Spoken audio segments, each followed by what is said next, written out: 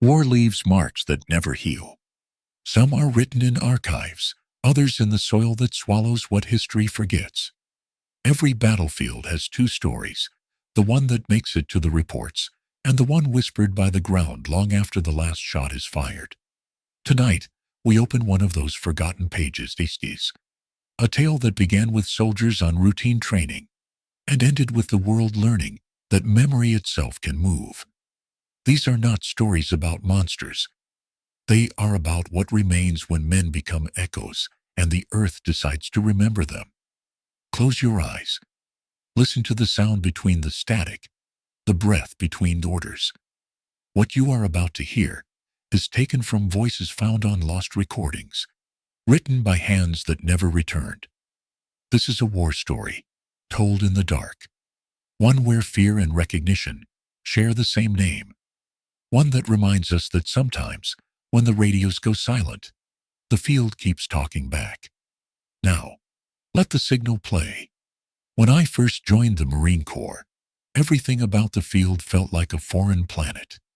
The smell of fuel, wet canvas, and sweat hung in the air thicker than the fog that crawled down from the California mountains. At the Mountain Warfare Training Center near Bridgeport, they told us this was where Marines learned to survive when the world itself wanted them gone. The wind howled through the pine like something alive, and the cold bit through every layer of gear we owned. We were told to keep quiet after dark. Out there, sound carried like a confession. My name was Oscar back then, just another young corporal with more courage than sense. We had been in the high altitude for 2 days, waiting for our bodies to stop fighting the thin air. Nights were the worst. You could hear your own pulse echoing through your helmet, while the mountains groaned somewhere far off. That evening, when the sky turned black and the snow began to drift, my team crawled under the tarps we had rigged between a tree and a wall of rock. It was supposed to be a simple night's sleep, guard shift, then patrol again at dawn.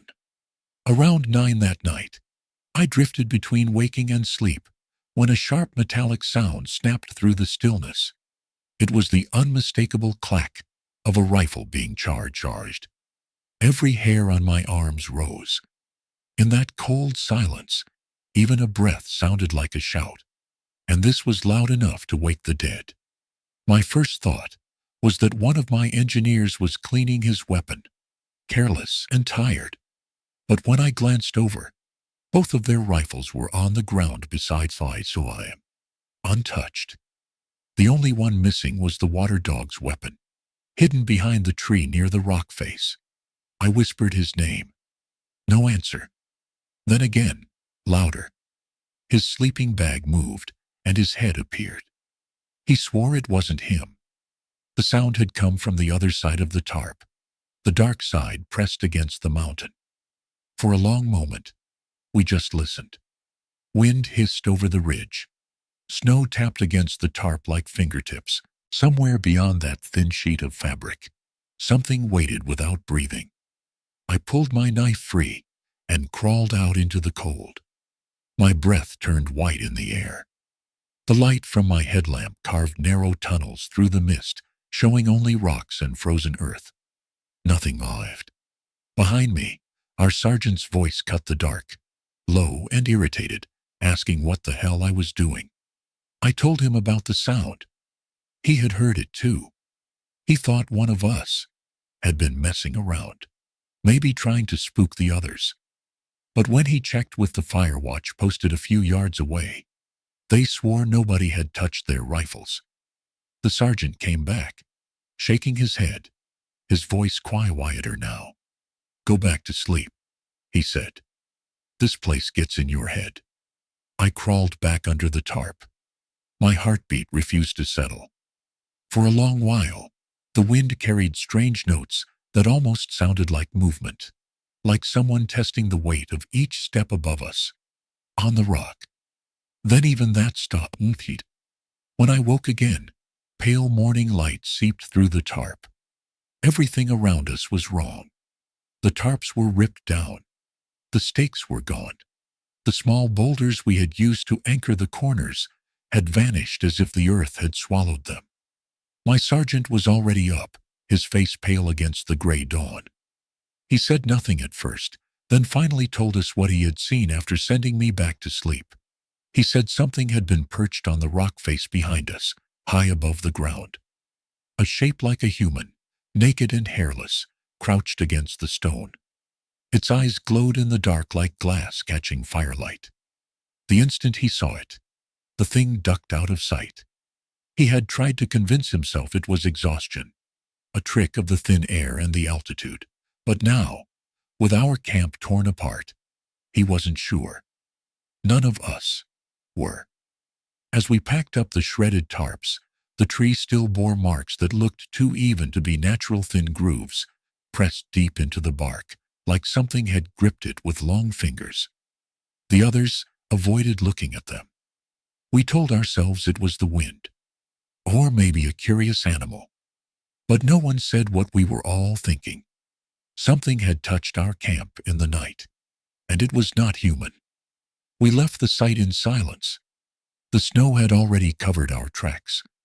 The wind carried the sound of the branches shifting high above us, and once, just once, I thought I heard something moving in rhythm with our footsteps. I never looked up to check. The wind that morning refused to calm. It scraped across the mountain like sandpaper, carrying the sour smell of melting snow and burnt diesel from the stoves below. No one spoke. We packed in silence, each man pretending the night before had not happened. But silence in the field was never empty. It had weight. It pressed on your chest until you breathed faster, just to prove you were still alive. By midday, our squad pushed toward a new landing zone higher up the ridge. The sergeant's voice was clipped, businesslike, avoiding the edge of fear that hid in his tone. "LZ Owl," he said. We set up, eat, sleep, move again at first light. The others nodded. Orders made things feel normal, and normal was something we all needed. The sun sank behind a curtain of fog before we reached the site. Trees leaned inward, their branches heavy with frost. The rock wall that marked the landing zone rose steep and silent, a gray sheet towering above us. When the last light died, we strung our tarps again, tighter this time, every corner double secured. No one joked, no one hummed. The cold chewed through our gloves, and the night came early, thick and soundless. It began the same way. A faint crack like a twig under weight. Then another, higher up.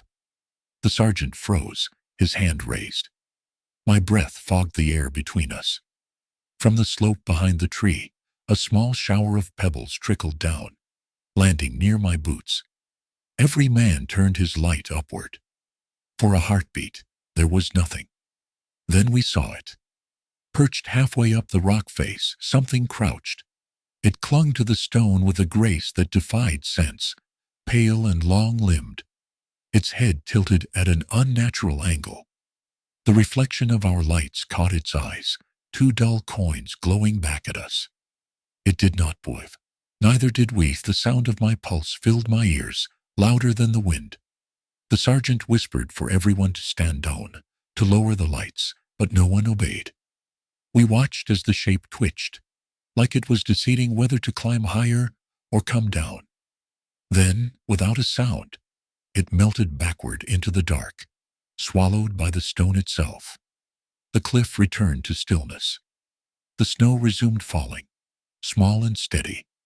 After a long pause, the sergeant ordered lights off and voices low. He said what leaders always say when logic has no answers. Altitude plays tricks on the eyes. But when I lay back under the tarp, I could still see those eyes, burning faintly in the dark behind my lids. Hours passed. I thought I had drifted to sleep when a weight pressed gently on the edge of my tarp. It bowed inward, slow, deliberate, like a hand testing the material. I held my breath. The pressure stayed for a full minute, then vanished. Snow sifted down from the tree above, as if brushed by something moving past. At dawn, the tarps held, but a single line had been cut clean through one corner, as if with a blade. The sergeant said nothing about it during breakfast. We finished our rations fast and prepared to move out. When I turned back toward the cliff, light crept down the rock and revealed fresh scratches where the creature had been. They formed a pattern, almost a handprint, fingers splayed too far apart for any human. We left that site in formation. The others laughed again, pretending they weren't afraid. I tried to join in, but the sound that came out of me was thin and hollow. By midnight, his breathing slowed. The medics above could only listen as his pulse faded over the radio. After 28 hours trapped upside down, John Jones went still. The rescuers stayed in the cave long after, sitting in the dark, listening to the slow drip of water and the hum of the ropes they had built. There was no way to remove his body without risking more lives. The authorities decided to seal the passage permanently. They placed a plaque at the entrance, and the rest of Nutty Putty Cave was closed to the public forever. For those who were there, the memory never left. They described the silence that followed, the sound of the last stone being moved to close the hole. The desert returned to its stillness, and the night sky above stretched away in cold. John's story became a reminder of how fragile the space between exploration and tragedy can be. He was an experienced adventurer, a father, a man chasing light in the dark. And in that narrow passage beneath the earth he loved, he found a peace that words can barely touch. In the end, the desert wind carried the sound of nothing. It was May 28, 1973.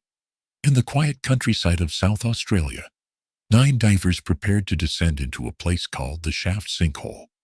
From the surface it looked like a small round opening in a farmer's field, no more than 3 feet wide.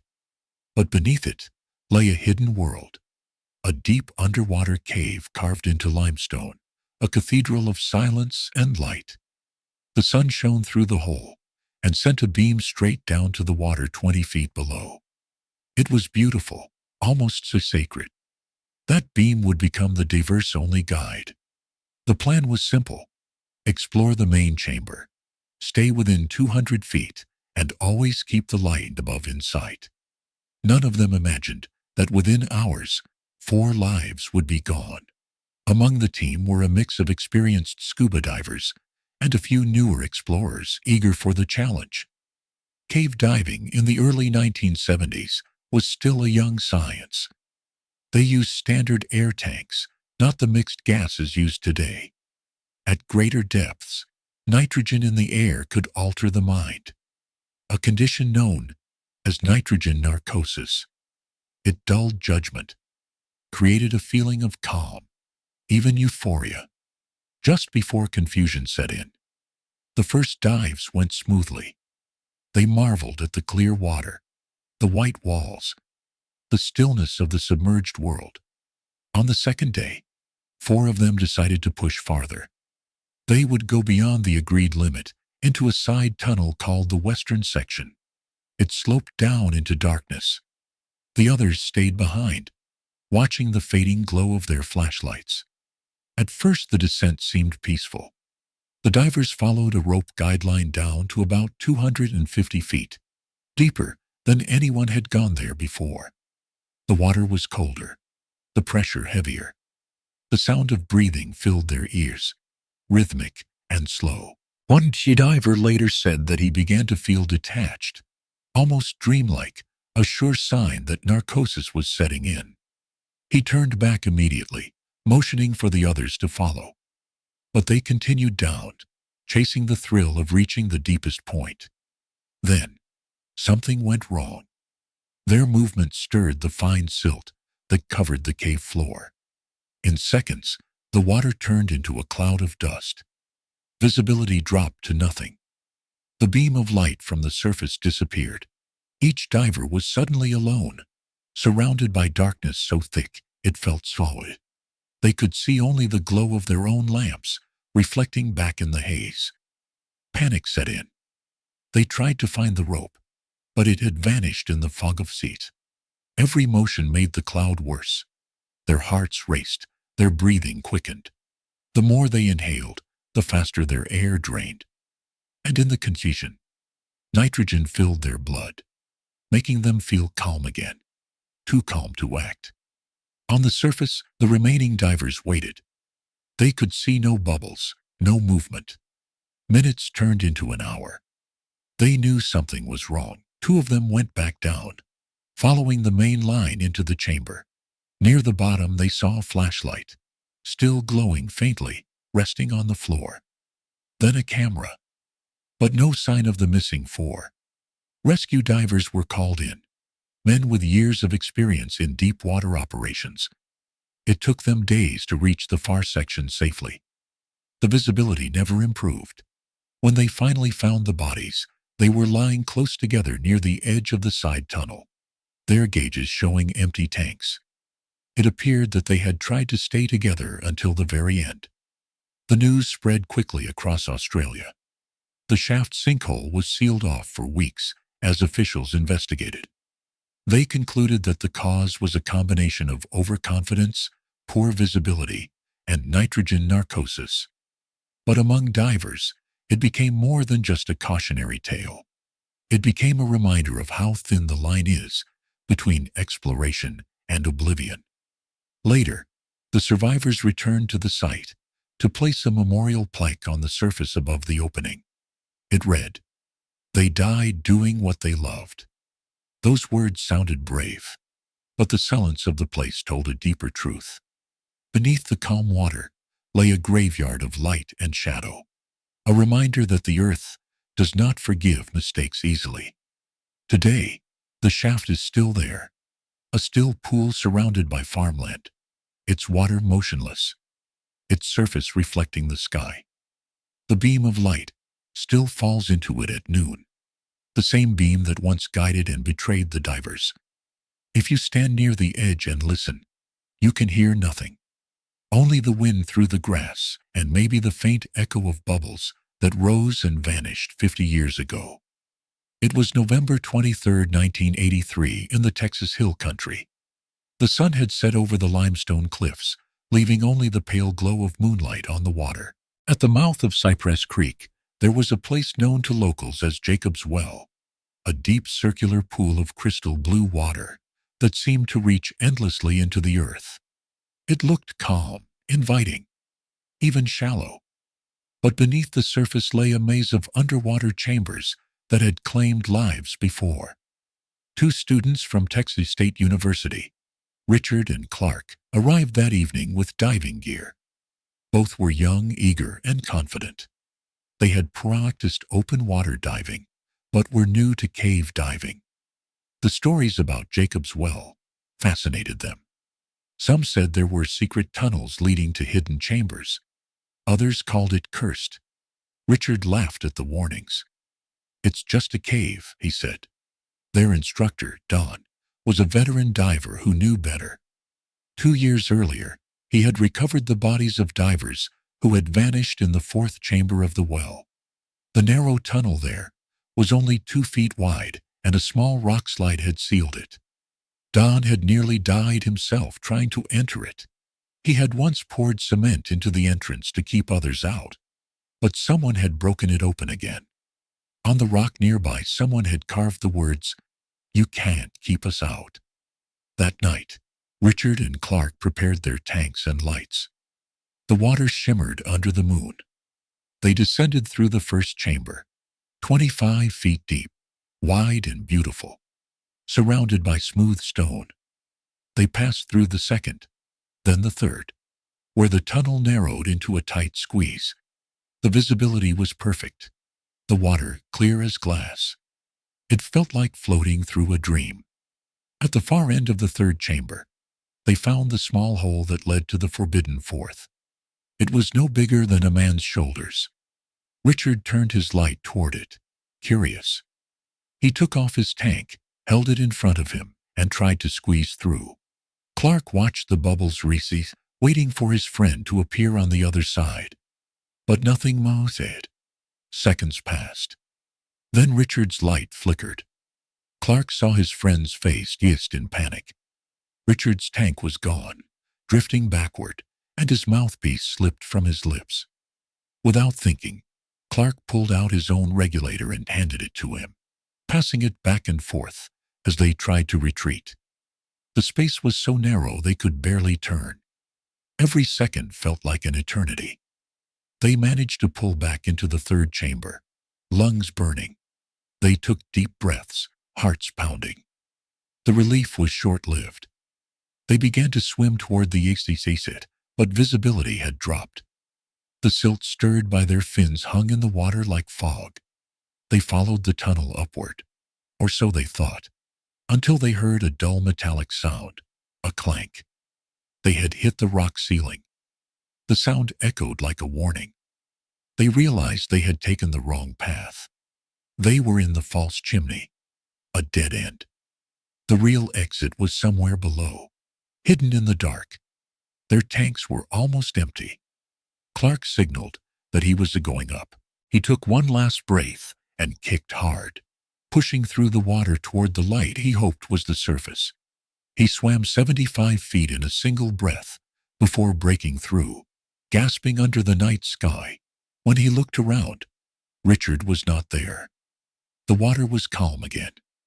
Clark shouted his friend's name, dove back down once, twice, but found nothing. When he reached the surface again, the rescue team had already been called. Don, the instructor, arrived first. He looked into the water and recognized the stillness. He had seen it before. It took divers hours to find Richard's body. He was resting near the entrance to the fourth chamber, his hand still clutching the regulator. The next morning, Don returned to Jacob's well alone. He sat by the edge, staring into the clear blue water that had taken so many. He poured new cement into the small hole, sealing it forever. For years after, he refused to dive again. When asked why, he simply said, "That place doesn't want us there." Today, Jacob's well still shines in the Texas sun. Tourists swim in the upper pool, unaware of what lies below. The water remains cold, clear, and beautiful. But beneath the surface, the chambers are silent. The fourth tunnel remains closed, filled with gravel and time. If you stand by the edge and listen, you can hear the faint hum of the spring feeding the well. It sounds like breathing, or maybe it is only the earth remembering. It was August 18, 2005, in the small town of Tuhala, Estonia. Beyond the forests and quiet roads, there was a limestone opening known by locals as Golem's Cave. Some called it the Cave of Death. It was narrow, wet, and unpredictable, a place whispered about in local stories, but rarely visited after dark. That night, 5 friends arrived at 3 in the morning. They were young and fearless, carrying flashlights and a single rope. The plan was simple: to explore, to take photos, and to feel the thrill of an off-limits adventure. One of them decided to stay outside as a lookout, while the other 4 crawled into the entrance. The ground was slick, and the air smelled of damp earth. Their laughter faded quickly as the sound of dripping water took over. The first few meters were easy. They moved through a low tunnel that forced them onto their hands and knees. Ahead, the passage split into 2. The left path led to a small pool, calm and shallow. They chose it without hesitation. What they didn't know was that beneath the surface, the pool hid another tunnel, an underwater passage only 3 feet wide and 15 feet wide. They took turns going through one by one. The first diver held a flashlight in her mouth as she swam forward.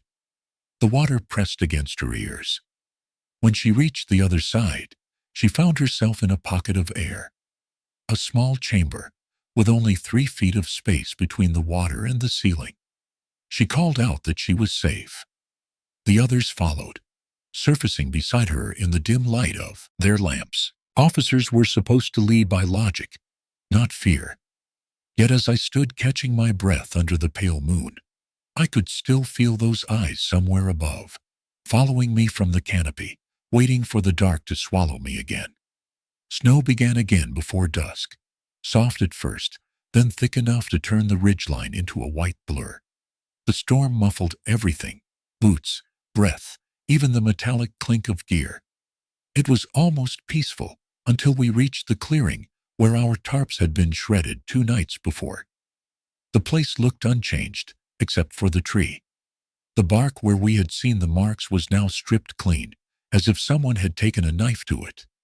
The sergeant ordered a short halt. We needed to check the ground for signs of animal movement, or so he said. None of us believed that was why we had stopped. The air was still, heavy, waiting. When we brushed the snow aside, we found impressions in the frozen soil. Not quite footprints, not quite handprints, something between the two, long-fingered and narrow, pressed deep, as if made by a creature far heavier than its size should allow.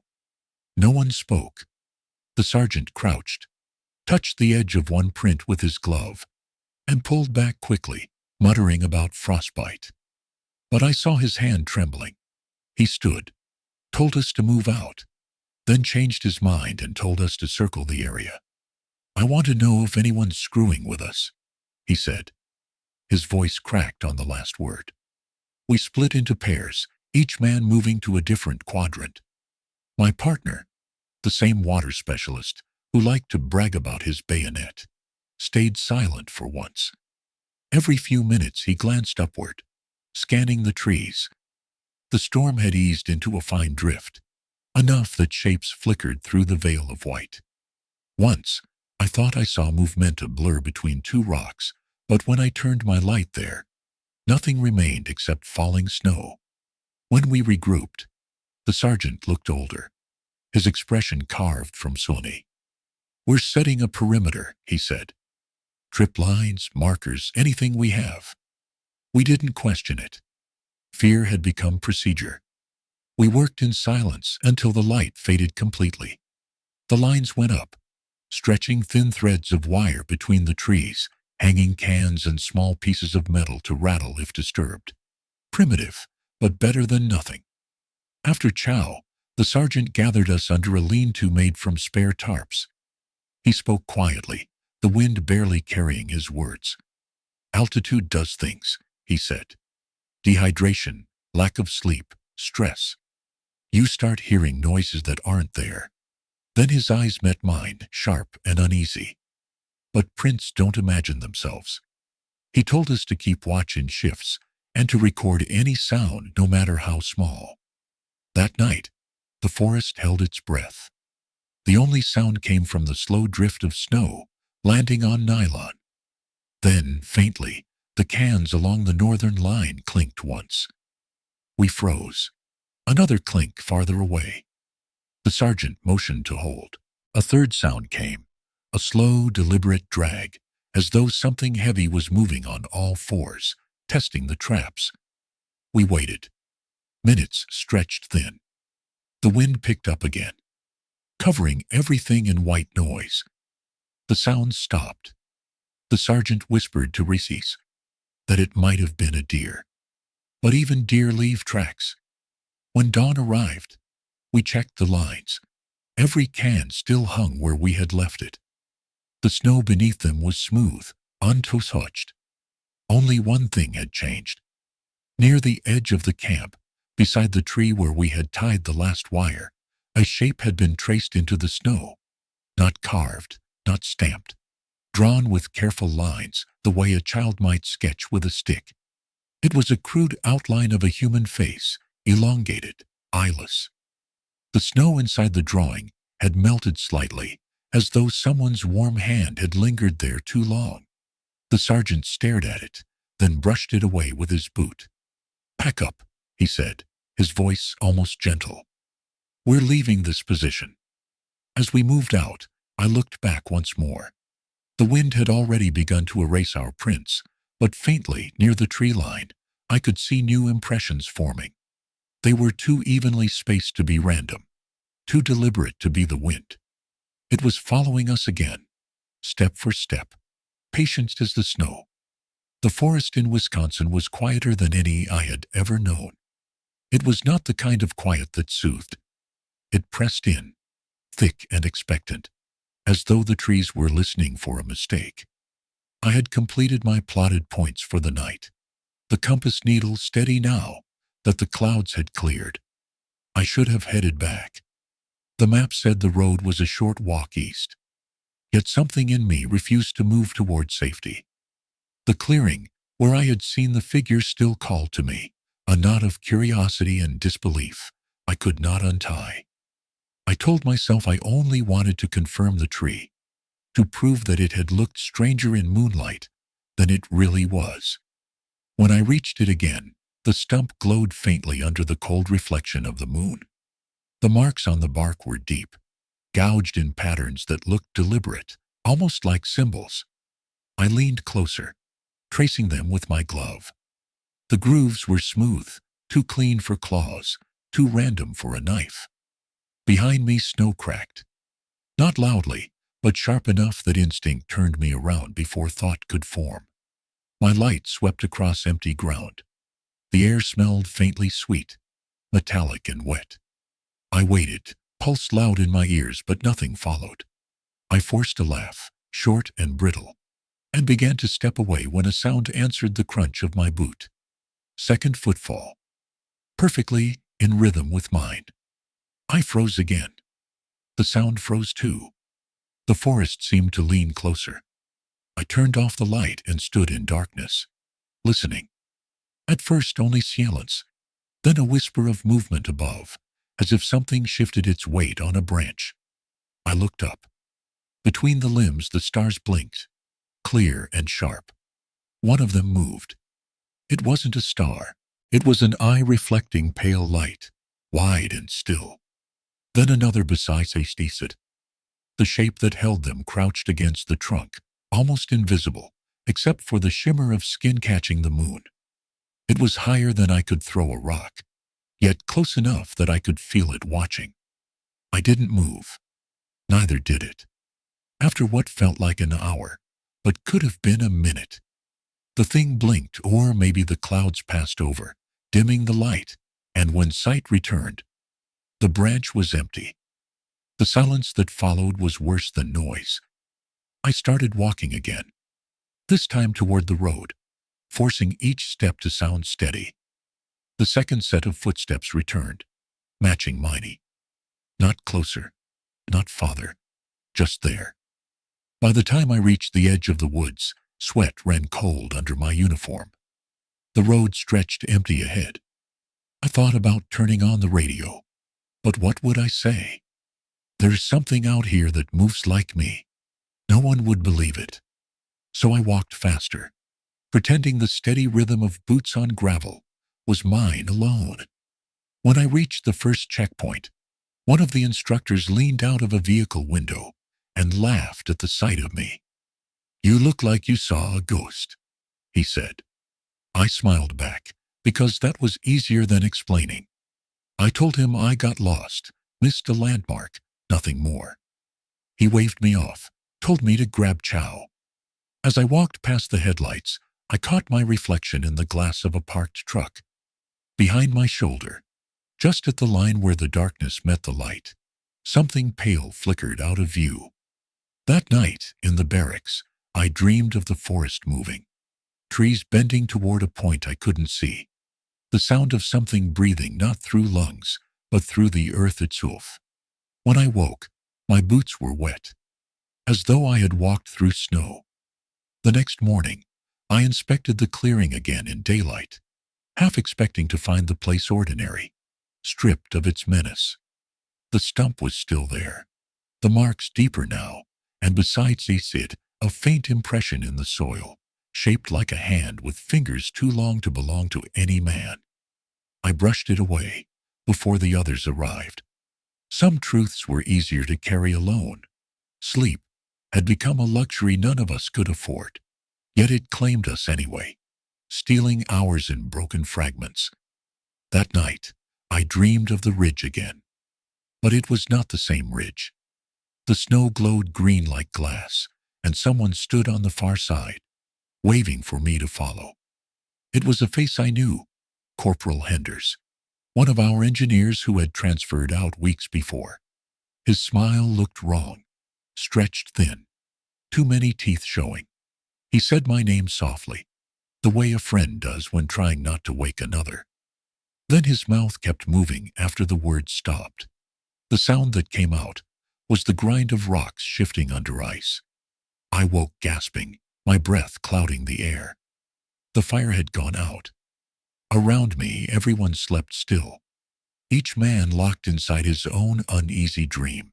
They cut small pieces, froze them, and shared them in silence. Weeks passed. The sun burned by day. The cold froze by night. Avalanches buried the wreckage twice, killing more of their friends. Each time, the survivors dug themselves out with bleeding hands. 2 months after the crash, when hope had nearly vanished, one man named Nando Parado decided to climb the mountains. He and his friend Roberto Canessa prepared for days, wrapping their feet in plastic and packing the last bits of food. On December 12th, they began their climb west, not knowing if Chile was 10 miles away or 100. They walked for 10 days through blizzards and sunlight, across peaks and valleys, until they finally saw green hills and a river below. On the other side of that river was a Chilean shepherd. Nando shouted for help, his voice breaking. The man could not hear the words, but understood the desperation. He threw bread across the river, then rowed to find police.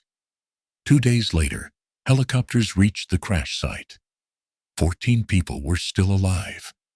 When the survivors returned home, the world called them heroes, monsters, and miracles all at once.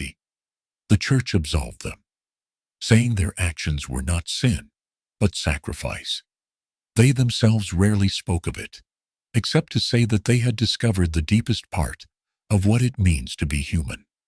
The fuselage still lies in the Andes, slowly disappearing under snow.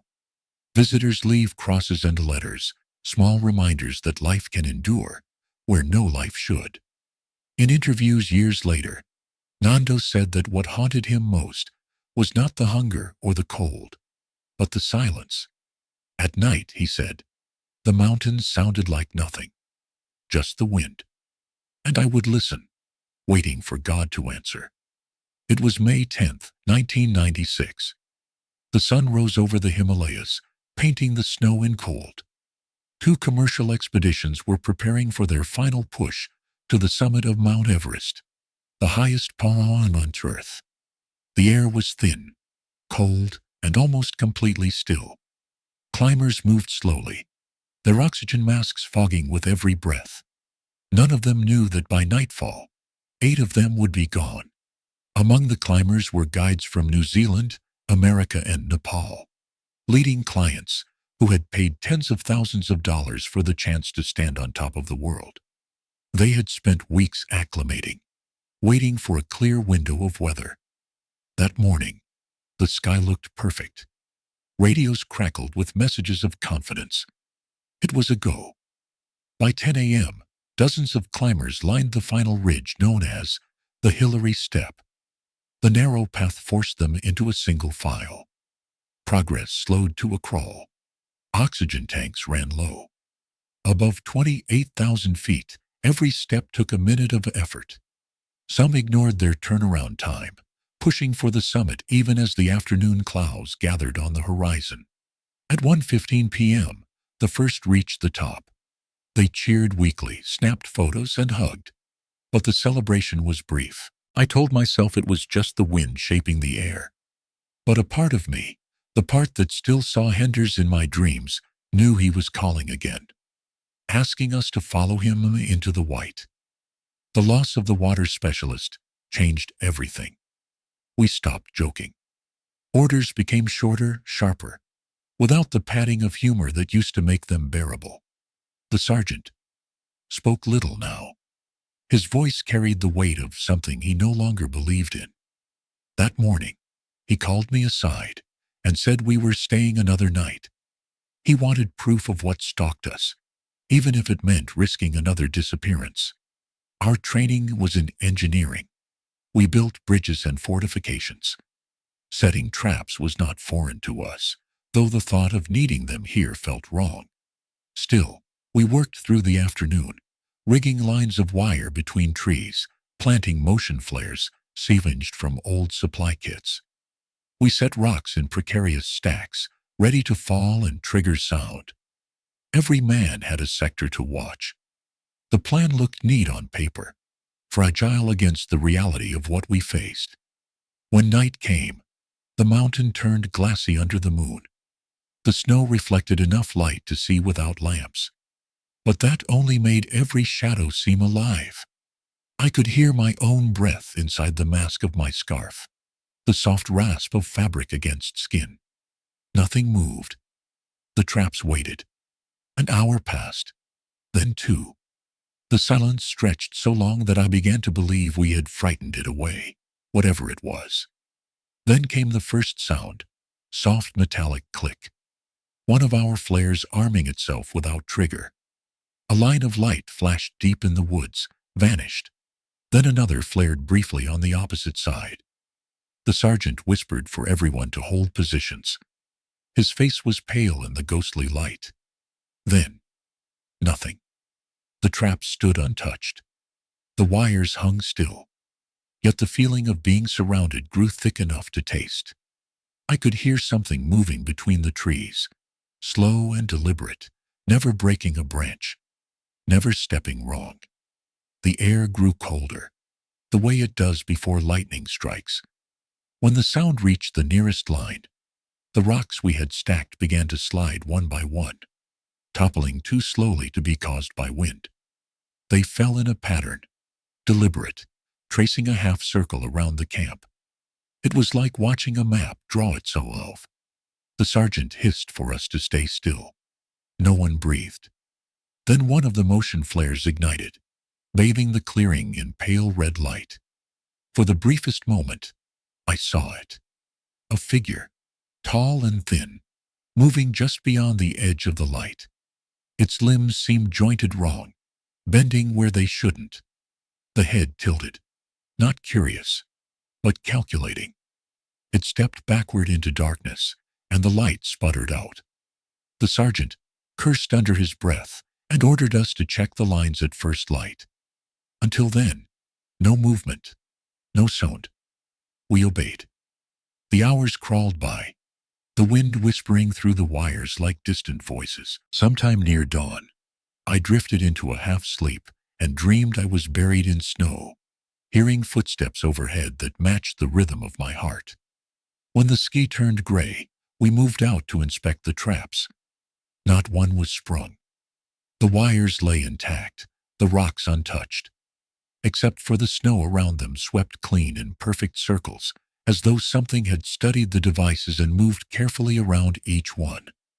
The only disturbance was near the fire pit, where the ashes had been rearranged into a shape none of us recognized, a spiral of overlapping lines, too precise to be random.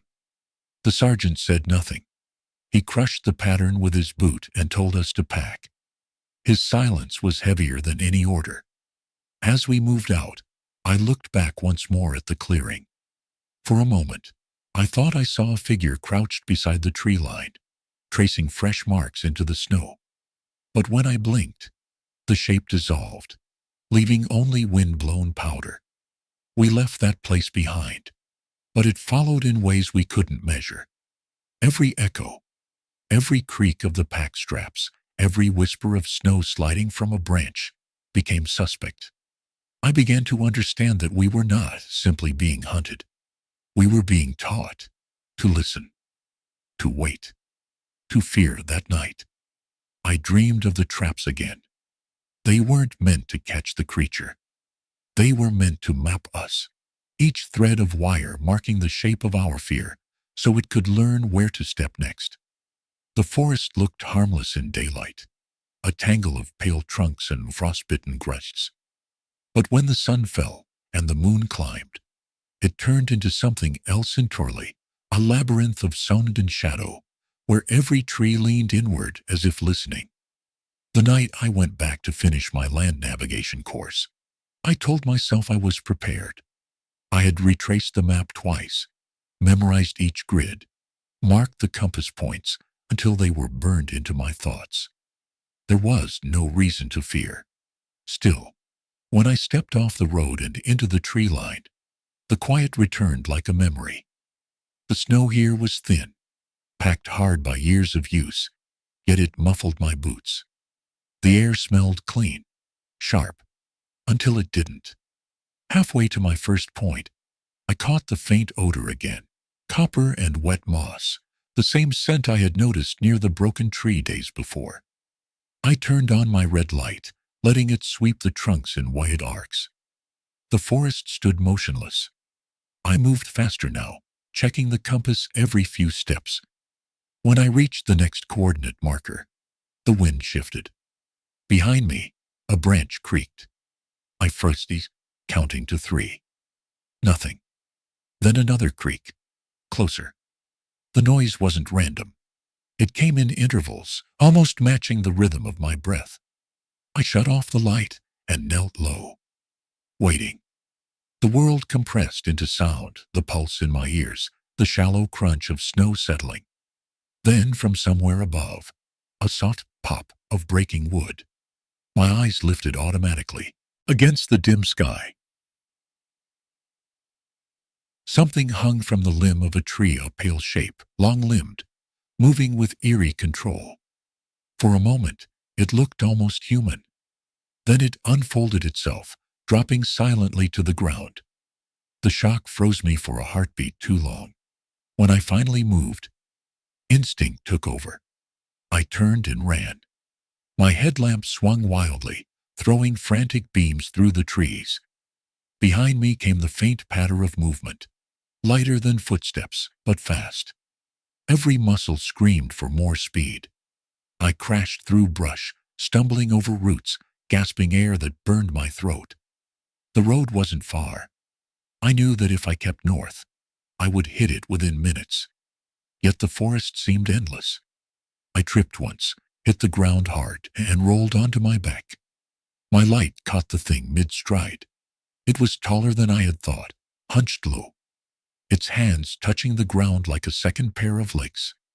Its face, or what passed for one, was smooth, featureless, except for the slightest indentation where eyes might hide. It didn't breathe. It simply waited, crouched, as if studying whether I was worth the effort. I scrambled up and ran again. Branches tore at my sleeves. Somewhere behind me, the sound shifted from footsteps to scraping, as if claws raked along bark. The clearing appeared suddenly, the snow there bright under the moon. I pushed through, lungs burning, and reached the opposite edge. When I risked a glance back, the clearing stood empty. Only the trees swayed, whispering to each other. Then came a sound from above, the crack of wood bending. I looked up just in time to see the thing leap, landing silently on the trunk beside me. Halfway between earth and sky, it clung there, head turned sideways, studying me. I lifted my knife without thinking, though I knew the gesture meant nothing. Its head tilted farther, almost curious. Then, just as sudden, it retreated into darkness, vanishing into the canopy. I stood there shaking, blade useless in my hand. When I finally moved again, I didn't stop until the gravel of the road crunched under my boots. The headlights of parked vehicles gleamed faintly through the fog. No one believed me when I returned to camp. I didn't try to convince them. I said I had lost my bearings, tripped on a route, and scared myself with shadows. The sergeant chuckled and called me rookie. But that night, as I lay in my bunk, I saw the clearing again behind my eyes. The moonlight had been clear enough to leave an imprint. I remembered how its skin had caught the light, not pale like snow, but translucent, as if something moved beneath the surface, twisting and pulsing slow as breath. I realized it hadn't chased me to kill. It had followed to see how far I would run. And now it knew the distance. The morning after the second disappearance, the mountain seemed to hold its breath. The wind had died, and with it, the usual chatter of branches and snow. The silence pressed down harder than any storm. We packed up, not because we were ordered to, but because staying still felt like an invitation. Every motion was deliberate, slow, quiet. The sergeant's eyes were bloodshot from lack of sleep. His jaw clenched so tight, I could hear it pop when he gave commands. We reached the lower base by late afternoon, a small collection of tents and prefab huts, half buried under frost. The first thing he did was march straight to the communications trailer. I followed.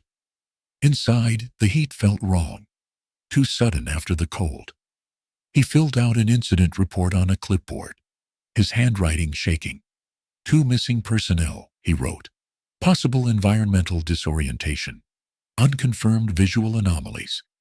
He hesitated before the last phrase, pressing his pen hard enough to tear the paper. When he finished, he handed the sheet to the duty officer, a young lieutenant, with a face too smooth for the field. The lieutenant skimmed the page, frowned, and then asked, "Was there hostile contact?" The sergeant said no. "Then this isn't combat-related," the lieutenant said, placing the report neatly on a stack labeled non-critical. "Command will review it." His tone made it clear that meant never. Hours later, when we returned to check, the page was gone. The stack had been cleared, the waste bin empty. The sergeant asked where the reports were sent. The duty officer looked confused, said he hadn't received anything from us. For a moment, I thought our sergeant might hit him. Instead, he just nodded, turned, and walked out into the cold without a word. That night, we sat outside our hut, watching the snow drift across the floodlights. The light created a bubble of safety that none of us trusted. One of the engineers asked what we all were thinking. If it isn't human, why does it take only one at a time? No one answered. The sergeant kept staring into the dark beyond the lights. "Because it's learning," he said finally. "And because it can." The next morning, our photographs, gear logs, and written notes were missing. The evidence locker had been checked overnight by someone without clearance. The duty roster showed no name. The lieutenant insisted the lock had malfunctioned. He smiled too much when he said it. We were assigned to a new sector that day, far from the ridge. On paper, it was to give us rest. In truth, it felt like exile. Rumors started spreading among the other units. They said we had lost men to an avalanche, or that someone had fired on friendlies. The truth, whatever it was, had been rewritten before our boots even hit the new snow. I confronted the sergeant about it that night.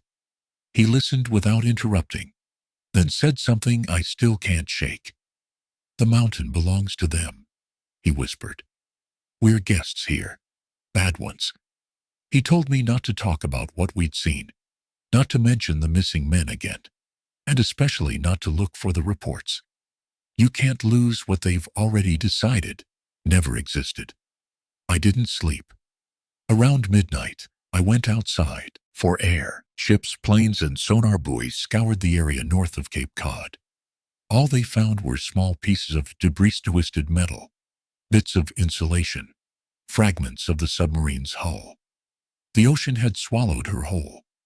When the investigation began, experts pieced together the final moments from scattered signals. It appeared that a pipe had failed at extreme depth, flooding the engine room. The cold seawater likely shorted out the electrical systems, shutting down the reactor. Without power, the ballast tanks could not be blown to bring the ship back up. The crew fought to surface, but the pressure increased with every second. At around 2,400 feet, the hull could no longer hold. At that depth, the collapse would have been instant.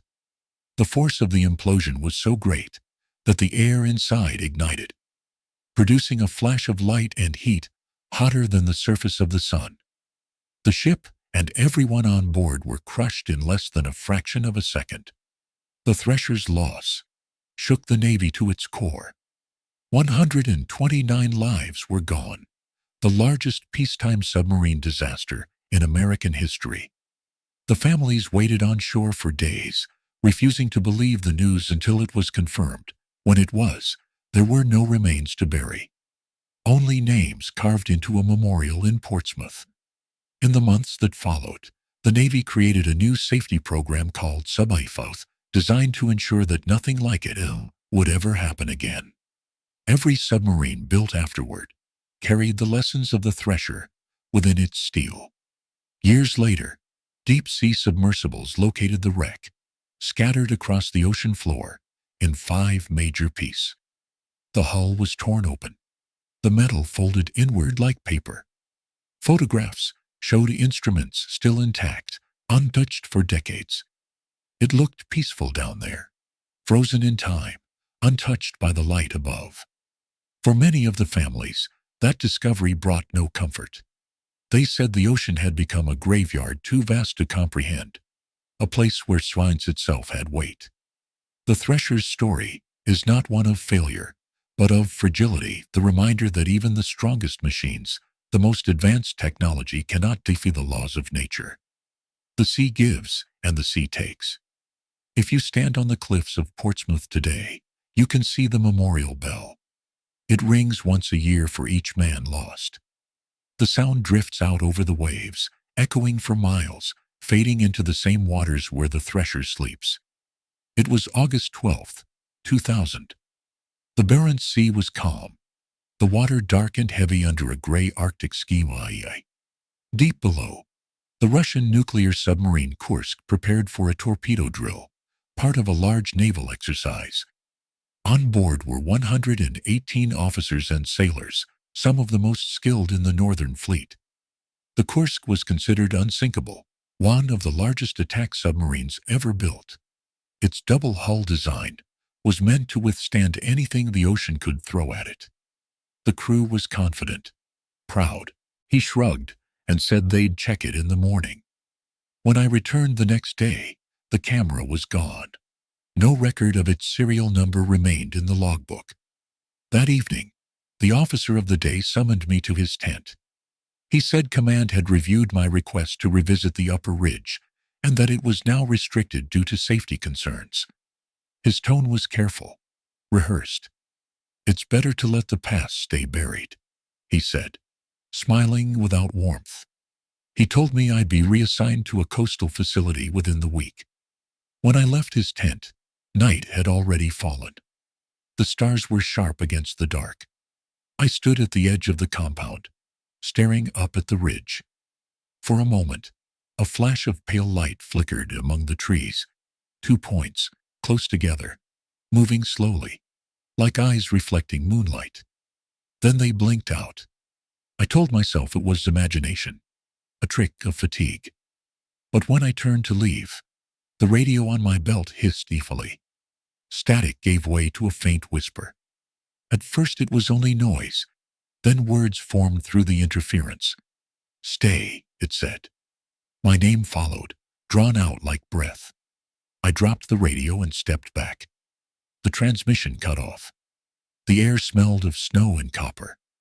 Behind me, the ridge loomed silent, waiting. I should have reported the incident, but the thought of explaining it made my stomach twist. No one believed reports. Not anymore.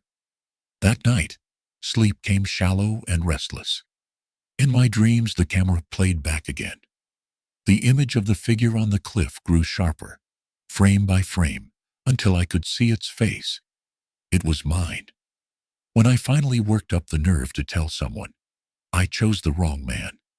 The battalion commander was a tall, clean officer with a permanent squint that made him look thoughtful even when he wasn't listening. I told him everything except the parts that made me sound insane. I left out the way the creature moved, the mimicry, the sense that it wanted to understand me. I spoke instead about noises, lights, the smell in the woods. He listened with folded hands and a patient half-smile. When I finished, he asked if I had been drinking. I told him no. He nodded, jotted something on a pad, and said I should schedule time with medical. "Altitude can do strange things," he said. I reminded him Wisconsin was not at altitude. He stared through me as though I hadn't spoken. Then he dismissed me with a handshake too firm to feel sincere this year. By that afternoon, a memo circulated through the unit. Lieutenant relieved of field duties, pending evaluation. The words landed like a verdict. My fellow officers avoided eye contact. Some muttered sympathy, others laughed under their breath. When I turned in my map and compass, the supply clerk looked nervous, as though I might suddenly shout. I spent the next days confined to paperwork in an empty office that smelled of dust and old coffee. Through the window, the forest stretched beyond the fence line, quiet and indifferent. I tried to convince myself that I had imagined it all. But at night, when the wind picked up, the blinds rattled in a rhythm too deliberate to be random. One evening, I found a plain envelope on my desk. Inside was a single sheet of paper with no header, no signature, only 3 typed lines. Cease discussion of unauthorized incidents. Cease communication with external parties. Maintain silence until further instruction. No one admitted to leaving it. When I showed it to the clerk, he looked at it once and handed it back. "You don't want that," he said softly. "Burn it." I didn't. I folded it and kept it in my pocket, like proof that something real had touched me. That night, sleep refused to come. I walked the perimeter of the base, the cold biting through my coat. Out beyond the lights, the forest waited, same as always. I stood by the fence and listened. No birds, no rustle of leaves, only the faint scrape of wood shifting. Then just past the wire, 2 small reflections blinked back at me. Not bright, but steady. I raised my flashlight, but the beam bounced off the fence. The eyes were gone. I turned the light away, and they returned. Whatever it was, it didn't like being seen. I backed away slowly until the glow vanished into the tree line. The next morning, I received my official notice. Medical leave, indefinite, effective immediately. The letter used careful language about stress, exhaustion, and field-related anxiety. I signed it because refusing would only confirm what they already believed. When I left the office, I passed the commander's door. He was on the phone laughing. On his desk, pinned to a corkboard, was a photograph of his last hunting trip. In the background of that photo, near the edge of the woods, was a pale blur that could have been anything or anyone. That evening, I packed my duffel and sat by the bus stop outside the gate. The sun fell behind the forest, turning the trees to silhouettes. Just before the bus arrived, the wind carried a sound across the field, a short, sharp knock, like metal tapping wood. It came 3 times, steady, familiar. I didn't turn to look.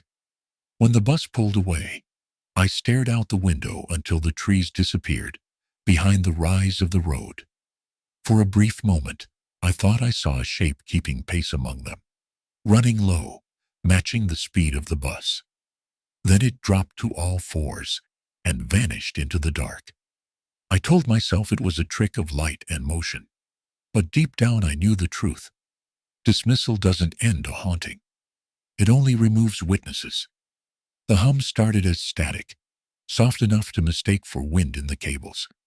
At Bridgeport, radios always carried noise feedback from the hills, echoes of transmissions bouncing off ridges. But this sound was different. It pulsed. It breathed. When I leaned closer, I could swear it followed a rhythm, slow and deliberate, like a heartbeat recorded through these. I was in the comms tent late that night.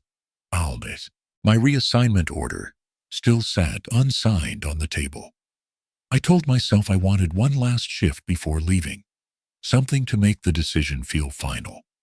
The snow outside was melting in thin streaks, the runoff whispering under the floorboards. The radio console hissed quietly until the pulse began again. I adjusted the dials. The tone grew sharper. Then came a voice not clear, not human in the way words should be, but shaped like speech, broken into fragments. "Stay north. Don't look." It faded, replaced by low clicks. I froze, staring at the speaker as if it might breathe. The voice returned once more, clearer this time. It said my name. I stepped back, pulling the headset off. The static continued without the equipment. It filled the tent, settling in my ears like pressure before a storm. When I lifted the flap to look outside, the entire ridge glowed faintly under the moon, a line of pale light running along the snow. For a moment, I thought it was reflection from the antenna array, until I realized the glow was moving slow, like something crawling across the slope. I grabbed the headset again, tuning wildly. The voice shifted, now layered with others, faint and distant, overlapping in waves.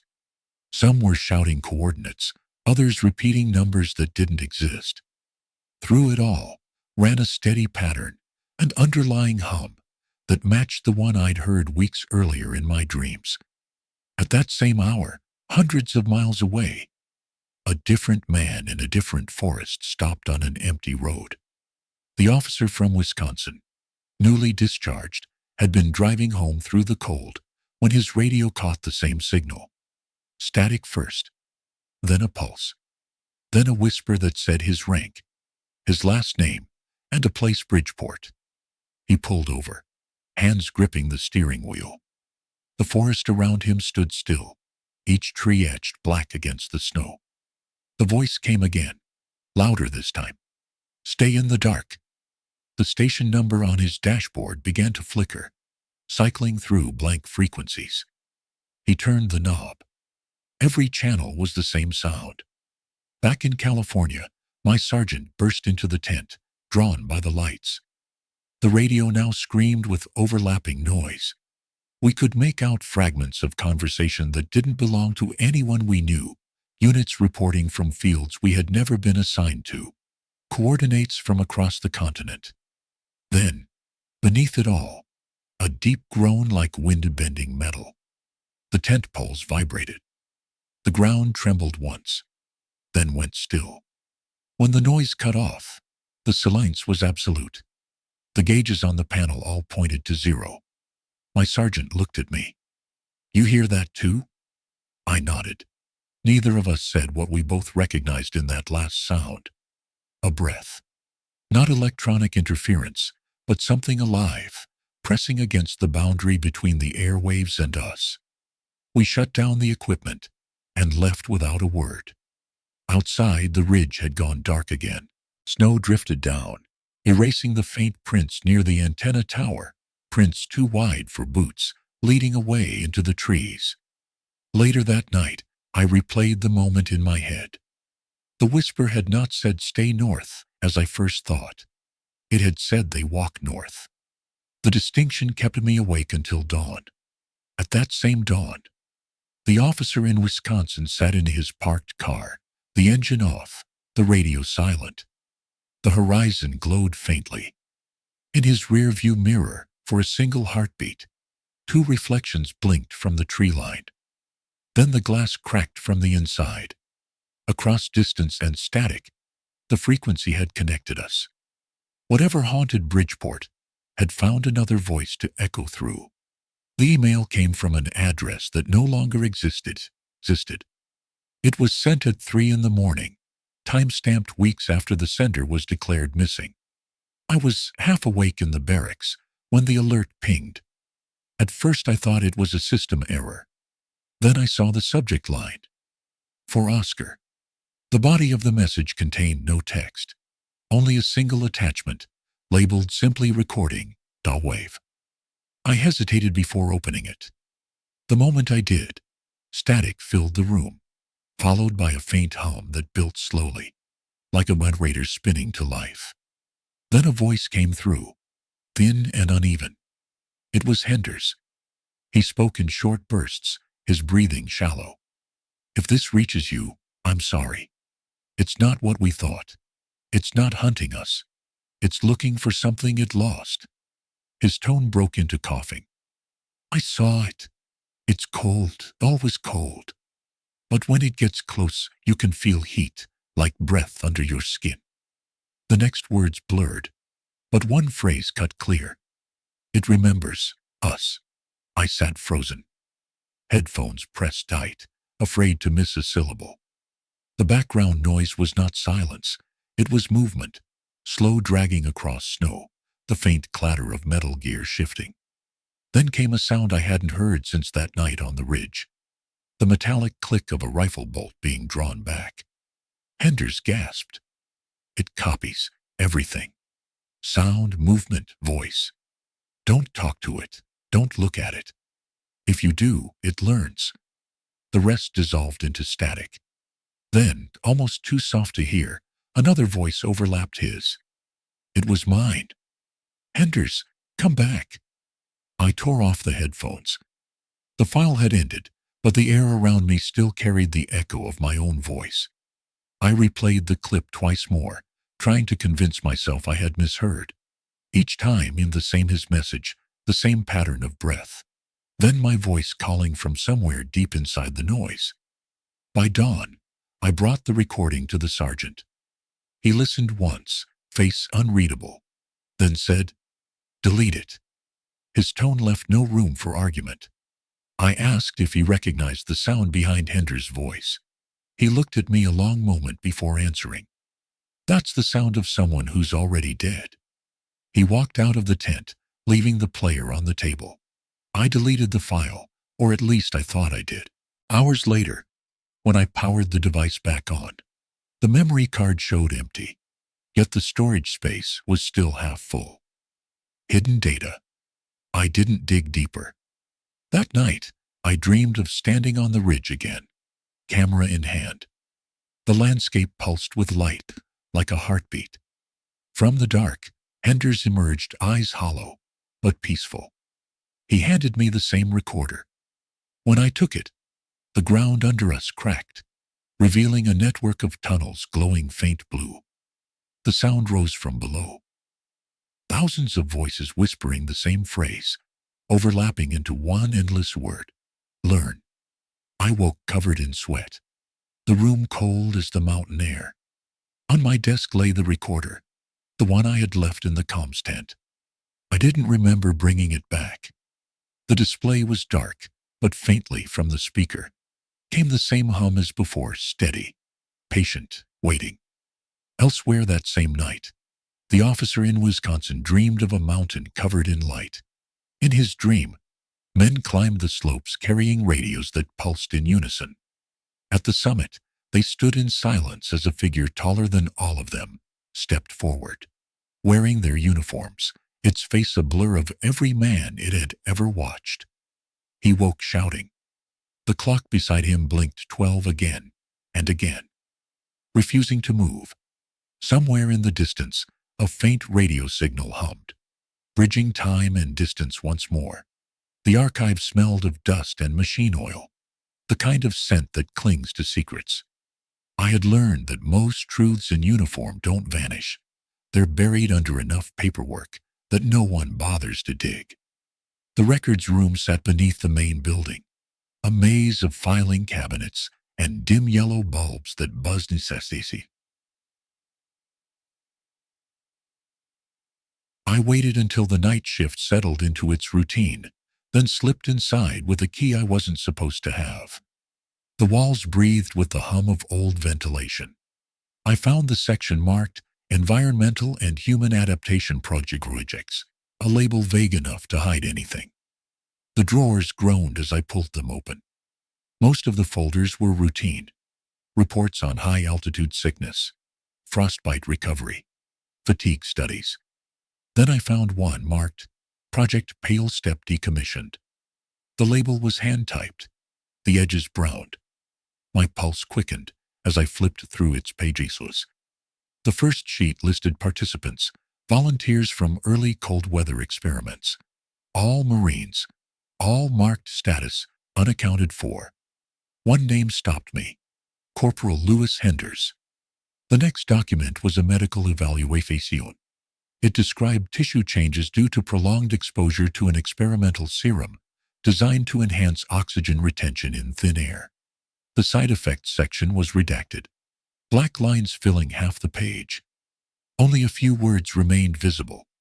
Loss of pigmentation, photoreactive epidermis, extreme thermal variance, and finally, heightened mimicry response. I turned another page. There were photographs, grainy, black and white. A body lying on a medical cot, skin bleached and stretched tight. The deeper you go, the more the world disappears until only one sound remains, the slow rush of breath leaving your body, and the sea waiting to take it.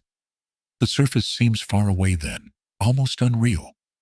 But for those who love the water, it is never about distance. It is about finding peace in the unknown. The Aegean still lies calm under the sun, its surface smooth, its depths infinite. Somewhere below, the echoes of that day remain, suspended in the quiet dark. It was April 26, 1986. In the quiet industrial town of Pripyat, Ukraine, the night shift at reactor number 4 of the Chernobyl nuclear power plant had just begun. Outside, the air was still. Inside, the control room glowed pale green from the panels and monitors. Most of the men on duty were young engineers, confident and calm. The plant had run safely for years. Tonight's task was routine, a safety test before sunrise. At 1:23 a.m., the test began. The goal was simple: simulate a power outage to see if the turbines could keep cooling the reactor during a temporary shutdown. But a series of small mistakes, ignored warnings, and technical limits turned the test into a disaster waiting to happen. The reactor was unstable. The control rods, meant to regulate power, were partially withdrawn. The flow of water that cooled the core had dropped too low. When the operators pressed the button to restart the rods, the design of the reactor caused a sudden surge instead of a decrease. Within seconds, power rose to 100 times its normal level. Then came the first explosion. The blast lifted the 1,000-ton reactor lid into the air. Seconds later, a second explosion followed, tearing through the roof and sending a column of fire and graphite into the night sky. The reactor's core was exposed, glowing blue from radiation. Pieces of burning fuel rained down onto the surrounding buildings. The men in the control room did not understand what had happened. They believed the reactor was intact. Alarms wailed. Gauges spun wildly. Lights went out. One of the engineers, Leonid Toptunov, shouted, "We've destroyed the reactor." But no one wanted to believe him. Firefighters from the nearby station arrived within minutes. They climbed the roofs without protective gear, their boots melting on the hot metal. They aimed water hoses at flames that could not be seen, breathing in invisible death. Many of them would die within weeks, unaware that the light glowing above them was radiation burning the air itself. In the town of Pripyat, only 2 miles away, people woke to the sound of sirens and saw the distant glow. It looked beautiful, like the northern lights. Children stood on balconies to watch. No one warned them to go inside. By morning, the reactor site was unrecognizable. Smoke and dust covered everything. Helicopters flew overhead, dropping sand and lead onto the burning core. The radiation was so intense that cameras malfunctioned and film melted inside the lenses. I turned them over and saw symbols carved into the skin lines, spirals, coordinates. They pulsed with light every time I breathed. A shadow moved between the trees. It was tall, thin, walking upright. But its gait was wrong, too fluid. I tried to speak, but my voice came out layered. 2 tones at feisty, mine and another, deeper, hollow. The shadow stopped. Then it raised its hand in the same motion I made. Perfect mimicry. I woke with a jolt, heart hammering. The mirror across the room caught my reflection, but it wasn't mine alone. For half a second, another face overlapped it, a pale outline. Eyes wide, skin stretched thin. It blinked in perfect rhythm with me. I threw a blanket over the mirror and sat in the dark until dawn. In the morning, condensation had gathered under the cloth. When I pulled it away, the glass was fogged from the inside, as if someone had breathed against it. The pattern of moisture formed 5 lines, splayed like fingers. I packed my bag without breakfast. On the drive out of town, the radio came alive again. Static first, then a pulse. I turned the dial, but every station carried the same sound. It wasn't words, not yet, just the cadence of breathing, rising and falling in time with my own. When I shut the radio off, the sound didn't stop. It came from the air itself, vibrating through the metal of the car. I pulled over near the edge of a frozen lake. The surface stretched white, and still under a sky the color of steel. I stepped onto the ice, half expecting it to crack. But it held. In the distance, a figure stood near the center, facing away. I called out, but the echo returned warped. 2 voices overlapping again. The figure turned. It was wearing my uniform. My name tape glowed faintly in the dim light. Its face was wrong, too smooth, like wax poured and molded in haste. I stepped back. The ice groaned beneath my boots. The figure began to move toward me, slow and deliberate, its footsteps silent, though the ice should have screamed under its weight. I ran, slipping once before reaching the shore. When I turned, the lake was empty again. My reflection in the ice stared back, mouth open, breathing slow. I drove until nightfall, not caring where the road led. When I stopped for gas hours later, the attendant looked at me strangely. "You're bleeding," he said, pointing at my hand. I looked down. Thin lines ran across my palm, shallow but precise, forming the same spirals I had seen in the dream. I wrapped it in a towel and said nothing. That night in another motel, I set the mirror facing the wall. Sleep found me quickly, but it wasn't rest. I dreamed of mountains this time, snowless, dry, humming with heat. Voices rose from beneath the soil, repeating a phrase in unison. "We remember you." The sound grew until it became light, and the light took shape, forming silhouettes that moved like mints but had no faces. When I woke, the blanket I'd used to cover the mirror lay on the floor. The reflection showed an empty room, but faintly across the glass, words had appeared where the fog had dried. "Bridgeport calling." I stared until the message faded. Somewhere across the continent, the same whisper echoed through another man's radio. The signal had found both of us again, and I understood now that it didn't need towers or wires. It only needed memory. The envelope had no return address. Its paper was soft from moisture, edges frayed as though carried through weather. The handwriting on the front was unmistakable, blocky. All capital letters, the way Henders wrote when filling out referts. I stared at it for nearly an hour before opening it, half certain it would crumble in my hands. Inside was a single sheet, lined, written in pencil. The first lines were ordinary enough, a date that didn't exist, a place called Range 9 that had been decommissioned years before. The words below trembled across the page. "Oscar," it began, "I don't know how long it's been.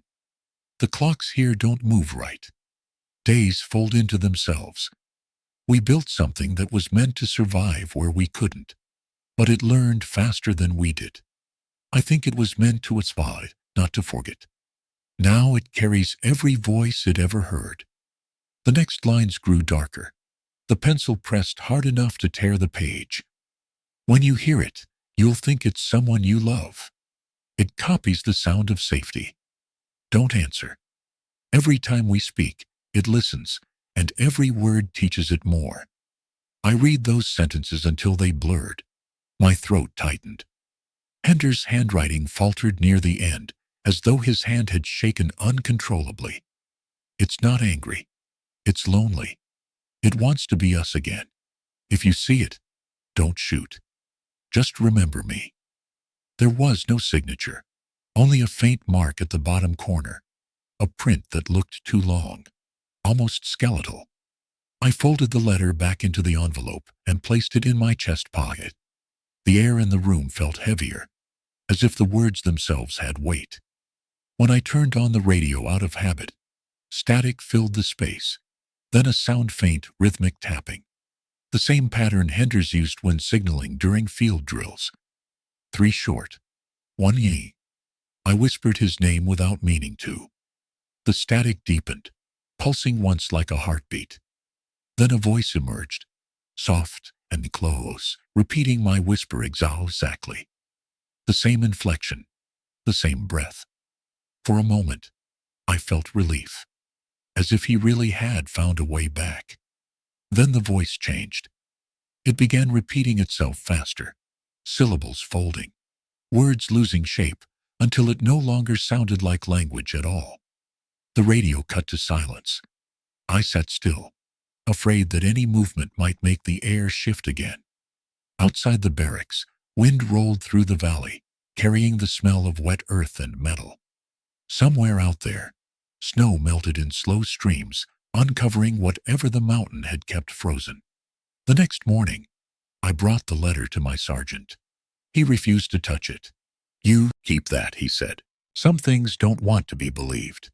He told me about a file he'd once seen years earlier, during an inspection. Reports of recovered handwriting samples from soldiers missing in action, all matching the style of men confirmed dead. "They always write to someone they knew," he said quietly. "Always the same message. Remember me." That night, I dreamed again. The sky was black glass, and beneath it, a sea of pale shapes moved like reflections in water. One of them looked up, and its face was Henders. He opened his mouth, but instead of words, I heard static, the same rhythm as the radio pulse. When I woke, the letter lay unfolded beside my pillow, the page damp with dew, as though carried through fog. Far away, in another cold room, the officer from Wisconsin stirred from the same dream. On his bedside table lay a scrap of paper written in pencil, the handwriting unfamiliar, yet familiar. It bore a single line: "Tell Oscar it remembers." He woke fully then, heart pounding, realizing he didn't know anyone named Oscar. The mountain had gone quiet again. Not empty, never empty, but hushed, like a crowd waiting for the curtain to rise. Snow fell so lightly, it seemed to hover instead of land. I had come back alone this time, against orders, carrying only my pack and the letter from Henders. The others had rotated home or transferred out, taking their fear with them. I stayed, not because I was brave, but because leaving meant abandoning the only thing that still connected me to him. The path to the ridge was nearly gone, buried under months of drift. Each step broke through a thin crust, releasing the muffled echo of the ground beneath. At the clearing, the tree where we had hung our tarps still stood, its bark stripped bare by wind and time. I placed the letter at its base, held down by a small stone. It felt like leaving a note at a grave. The radio on my belt whispered, not static this time, but a faint, steady tone. I turned the volume low. The sound deepened into breathing. Somewhere above, a branch creaked. I didn't look up. Instead, I spoke softly, unsure if the words were for Henders, for myself, or for what had become of him. "I'm sorry," I said. "We didn't mean for any of it." The air thickened, pressing close like humidity before rain. The snow around my boots began to melt in perfect circles, steam rising in lazy curls. Then I saw it. Not in the trees, not on the ridge, but reflected in the sheen of ice at my feet. The outline of a man taller than me, arms too long, head tilted as if listening. Its form shimmered, bending with each breath of wind. I didn't run. I simply knelt and placed my glove on the ground where the reflection waited. For a moment, heat bled through the ice, warm enough to sting. The reflection mirrored the gesture. It raised one hand as I did, movements slow, precise, like remembering a dance long forgotten. The radio crackled again, and through the static came a voice, mine, soft and uncertain. "We're sorry." The echo that followed wasn't exact. It added something at the end, a word stretched thin until it almost wasn't language. Home. The figure stepped back. The warmth vanished. When I looked up, the ridge was empty except for the soft drift of snow, returning to cover the tracks I'd left. The letter at the base of the tree had disappeared. Only the stone remained, wet and smooth, as though someone had held it a long time. I stood there until dusk turned the snow to gray. Every instinct told me to go, yet I couldn't shake the feeling that leaving now would break something fragile between us, between what we were and what it had been. As I turned to leave, my radio flared one last time. Not static. The snow had melted into mud and silence. Spring was slow to arrive at Bridgeport, but the air felt different now, less cruel, more watchful. The radio tower had been shut down for maintenance after the strange frequency incidents. I volunteered for the detail. It was the only way I could climb the ridge again without questions. The trail was almost gone, swallowed by erosion. The tree that once held our tarps leaned at an angle, bark stripped bare. The marks I had carved months before were still there, faint grooves beneath the fresh growth. I ran my glove across them, expecting to feel nothing. Instead, the bark was warm. I unpacked what I had brought, a folded tarp, a canteen, and the letter from Henders. Not as an offering exactly, but as acknowledgement. The wind moved softly through the branches. I spoke aloud, the words awkward. If you remember us, remember what we were trying to do. We wanted to survive. You did. The forest answered in its own language, a shift of air, the creak of wood. Then, faintly, the same clicking pattern that had come through the radio. 3 short, 1 long. My pulse jumped. I turned slowly, scanning the slope. Nothing but the voice. Still, the air felt charged like before a stormy voice. I placed the letter at the base of the tree and stepped back. For a moment, I thought I saw frost forming around it, despite the mottled air. A pale shape flickered in the corner of my eye. Not close, not threatening. It lingered the way a reflection does, before fading. I spoke again. You can keep it. The wind stilled. Then came the faint sound of movement, something dragging through leaves. A shadow crossed the clearing. My first instinct was to raise my rifle, but I forced my hands to stay still. The shape stopped at the edge of light. It was tall, thin, the pale hue of stone. Its head tilted, the gesture slow and almost human. We stayed that way for what felt like hours. My heart raced, but fear no longer ruled it. The creature stepped closer, enough that I could see the texture of its skin translucent, stretched like thin ice over moving shapes beneath. It reached one arm forward, stopping inches from the letter. When its hand touched the paper, frost spread from its fingertips. Then it withdrew, leaving the page untouched but glistening. A low hum filled the air, the same tone I'd heard through the recording weeks before. It vibrated through the ground, through me. The creature looked at me then. Its eyes were hollow depressions, yet I felt seen, not threatened, recognized. I whispered, I'm sorry. The words carried no logic, only instinct. The creature's mouth moved as if trying to mimic the sound. The noise that came out was soft, broken, a fragile echo of my own voice repeating, sorry. Then it turned and stepped backward into the tree line, disappearing as quietly as it had come. I stood there long after it was gone.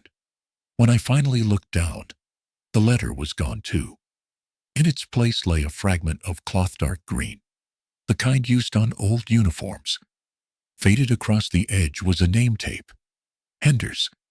I took it as gently as I could and folded it into my pocket. The air smelled faintly of rain, though the sky was clear. I started back down the ridge, each step slower than the last, afraid to disturb whatever fragile peace had settled there. At the base of the slope, I turned once more. The tree glowed faintly where the frost had touched it, pulsing with the rhythm of a slow heartbeat. Maybe it was reflection, maybe not. I didn't need proof anymore. That night, I dreamed of Henders sitting across from me at the mess table, smiling, like before the mountains changed him. He said nothing. He only nodded once, then faded, leaving the faint hum of the radio in his place. When I woke, the hum was still there. It came from outside, low and steady, moving north along the wind. 2 weeks after the incident on the ridge, a new order arrived. The command seal was half smudged, but the meaning was clear. Authorized search and retrieval of unidentified biological presence within the Bridgeport training perimeter. The phrase biological presence did not fool anyway. It was the first time headquarters admitted there was something to retrieve. I was summoned to a briefing room that smelled of old coffee and paper masks. A colonel from intelligence stood at the head of the table, gray hair slicked back, eyes hidden behind tinted glasses even indoors. Beside him, men in civilian clothes flipped through photographs that I was not supposed to see. One image showed the frost-marked tree from the ridge. Another displayed tracks too long and thin for human feet. "You were on site during the original incident," the colonel said. "You'll guide the retrieval team." His tone left no room for refusal. The others didn't look at me. They stared at the photographs as though memorizing what fear looked like when printed in black and white. We left before dawn. Our convoy wound up the same frozen road I had walked months earlier. Snow drifted in small spirals, whispering against the tires. The soldiers with me were young, fresh, unaware of what their orders really meant. They carried sensors, tranquilizer rifles, cameras that fed into a humming control unit. The equipment looked expensive, fragile, doomed. At the base of the ridge, the colonel gave his speech about containment, about evidence and protocol. His voice was steady, but his hands shook slightly when he lit a cigarette. I recognized the look in his eyes, the quiet hope that procedure could replace faith. We climbed in a formation, spacing even, lights dim. The air grew thin, the temperature dropping with each step. When we reached the clearing, the sensors began to click softly one by one, as though responding to invisible movement. The radio crackled with bursts of static. Then a voice came through, distorted, faint. It spoke my name. The operator frowned. "Signals local," he said. "Range less than 50 yards. The colonel ordered everyone to hold. The clicking intensified until it became a steady tone. Then the first light flickered out. The forest dimmed around us. Something moved in the haze ahead. Slow theo subayo. The men raised their weapons, but the colonel shouted to stand down. The shape stopped at the edge of the clearing. For a long time, none of us breathed. Then it extended one arm and placed something on the ground between us. The sensors went silent. The colonel gestured for me to step forward. I wanted to refuse, but the weight of all those eyes behind me pushed me on. I approached the object. It was a metal tag, the kind worn by Marines, its surface etched with frost. The name stamped across it was Lewis Henders. When I picked it up, the radio screamed. Static filled the air. 1,000 voices layered into one. Men shouted. Lights flared. Then everything went white. I woke hours later in the medical tent at the lower base. My ears rang. The colonel sat beside my cot, pale and silent. "We're shutting the site down," he said. "No more exercises. Nothing happened here."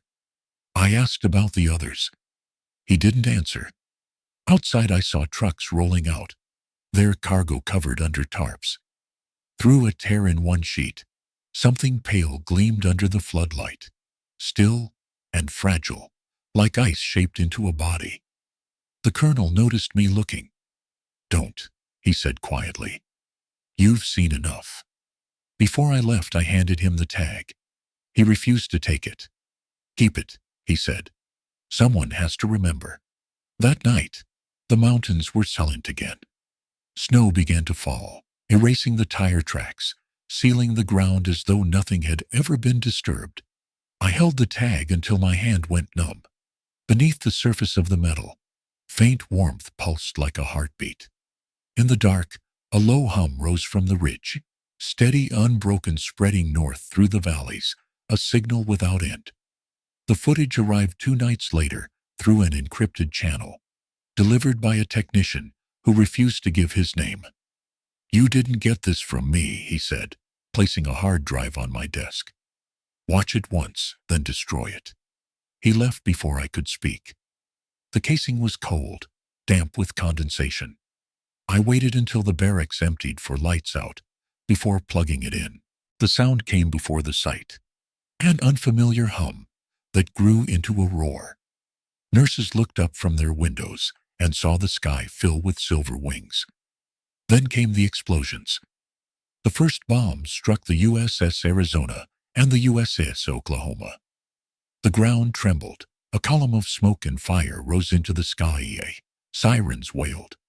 Shouts echoed through the corridors of the hospital. The nurses ran to their stations, some still in their nightgowns, pulling on white uniforms as the windows shattered around them.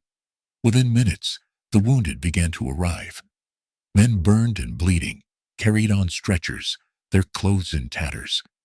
Some were unconscious, others screamed for water. The air filled with the smell of smoky fall and antiseptic.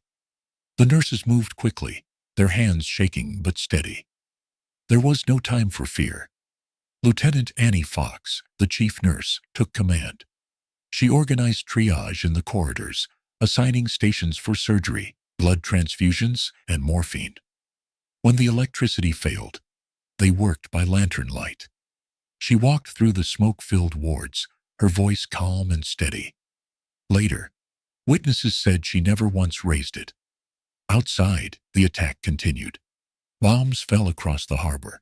Machine guns raked the decks of ships, and the air was alive with chaos. Yet inside the hospital, there was a kind of order born from necessity. Nurses tore bedsheets into bandages, used coffee instead of water to clean wounds, and turned dining tables into operating platforms. At one point, the hospital itself was hit. Windows blew out, and the building shook. Still, no one stopped working. One nurse later wrote in her diary, "We had no idea how many hours had passed. Time itself disappeared. We only moved from one life to another, trying to save what we could." By mid-afternoon, the attack was over. The sound of engines faded, leaving only the crackle of fires and the cries of the injured.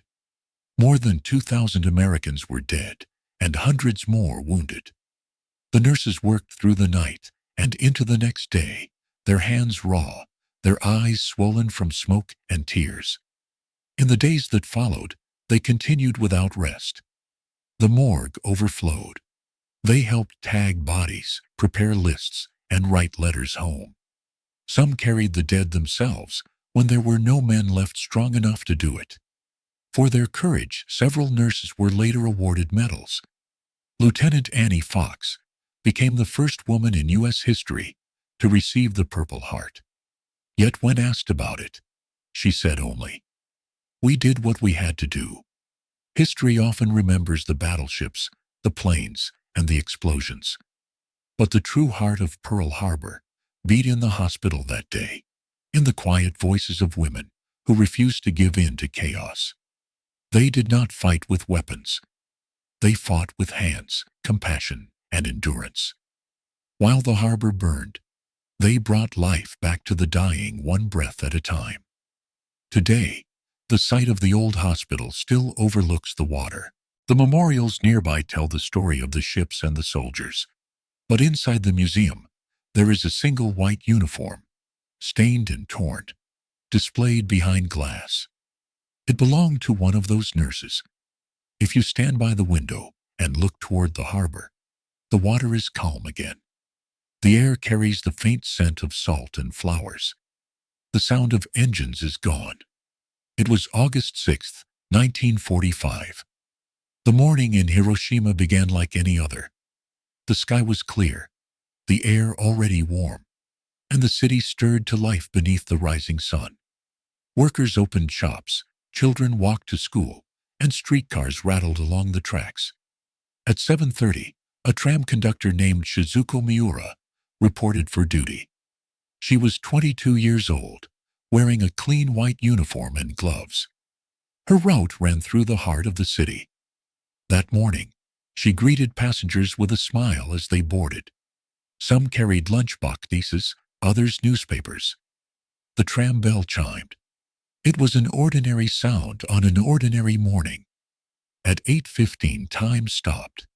A blinding flash filled the sky. For a fraction of a second, the city became brighter than the sun.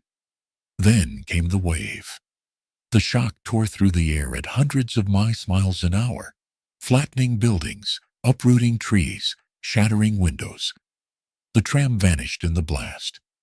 The people inside never had a chance to scream. The atomic bomb detonated 600 meters above the city center. Everything within a mile of the epicenter was destroyed. Tens of thousands died instantly. Those farther away were burned by the heat or crushed by falling debris. The sound of the explosion echoed for miles and then faded into an unnatural quiet. Hours later, survivors emerged from the ruins. The city was gone. Where streets once ran, there was only dust and shadow. The tram lines were twisted and buried under rubble. Fires burned without fuel, feeding on air itself. No one knew what had happened. Some thought a fuel depot had exploded. Others believed the world had ended. The sun was gone behind a pillar of black smoke. Ash fell like snow. People wandered aimlessly, their clothes burned away, their skin gray from radiation. The smell of iron and dust filled the air. Among the ruins, one of the tramcars, number 715, had survived in part. Its metal frame scorched but still upright. Days later, engineers found it and marked its location. They said it would never run again. But they were wrong. 2 years after the bombing, when Hiroshima began to rebuild, a decision was made to restore one of the trams as a symbol of hope. They chose number 715. Mechanics repaired its wheels, rewired its lights, and painted it green. The first time it rolled again, the people of Hiroshima lined the tracks in silence. Many cried. Some bowed. The bell rang soft and clear, echoing through the new city. The survivors called it the tram that rose again. It read, Phase 2. Cognitive transmission achieved through written medium. Replication threshold expanding. Maintain silence. I burned the page in a coffee can behind the barracks, watching the flames turn the letters to black dust. But even as it burned, I could hear faint whispers rising with the smoke. My name, repeated over and over until the paper collapsed. The next morning, the colonel's office stood empty. His personal effects revolved. The new officer in charge insisted there had never been a colonel by that name assigned to our base. He said the helicopter crash had been a training simulation. When I mentioned the recovery mission, he smiled the way men do when pitying the delusional. Every document, every radio log, every photograph from that week was gone. In its place were blank folders labeled declassified. The absence itself had become a wall of secrecy.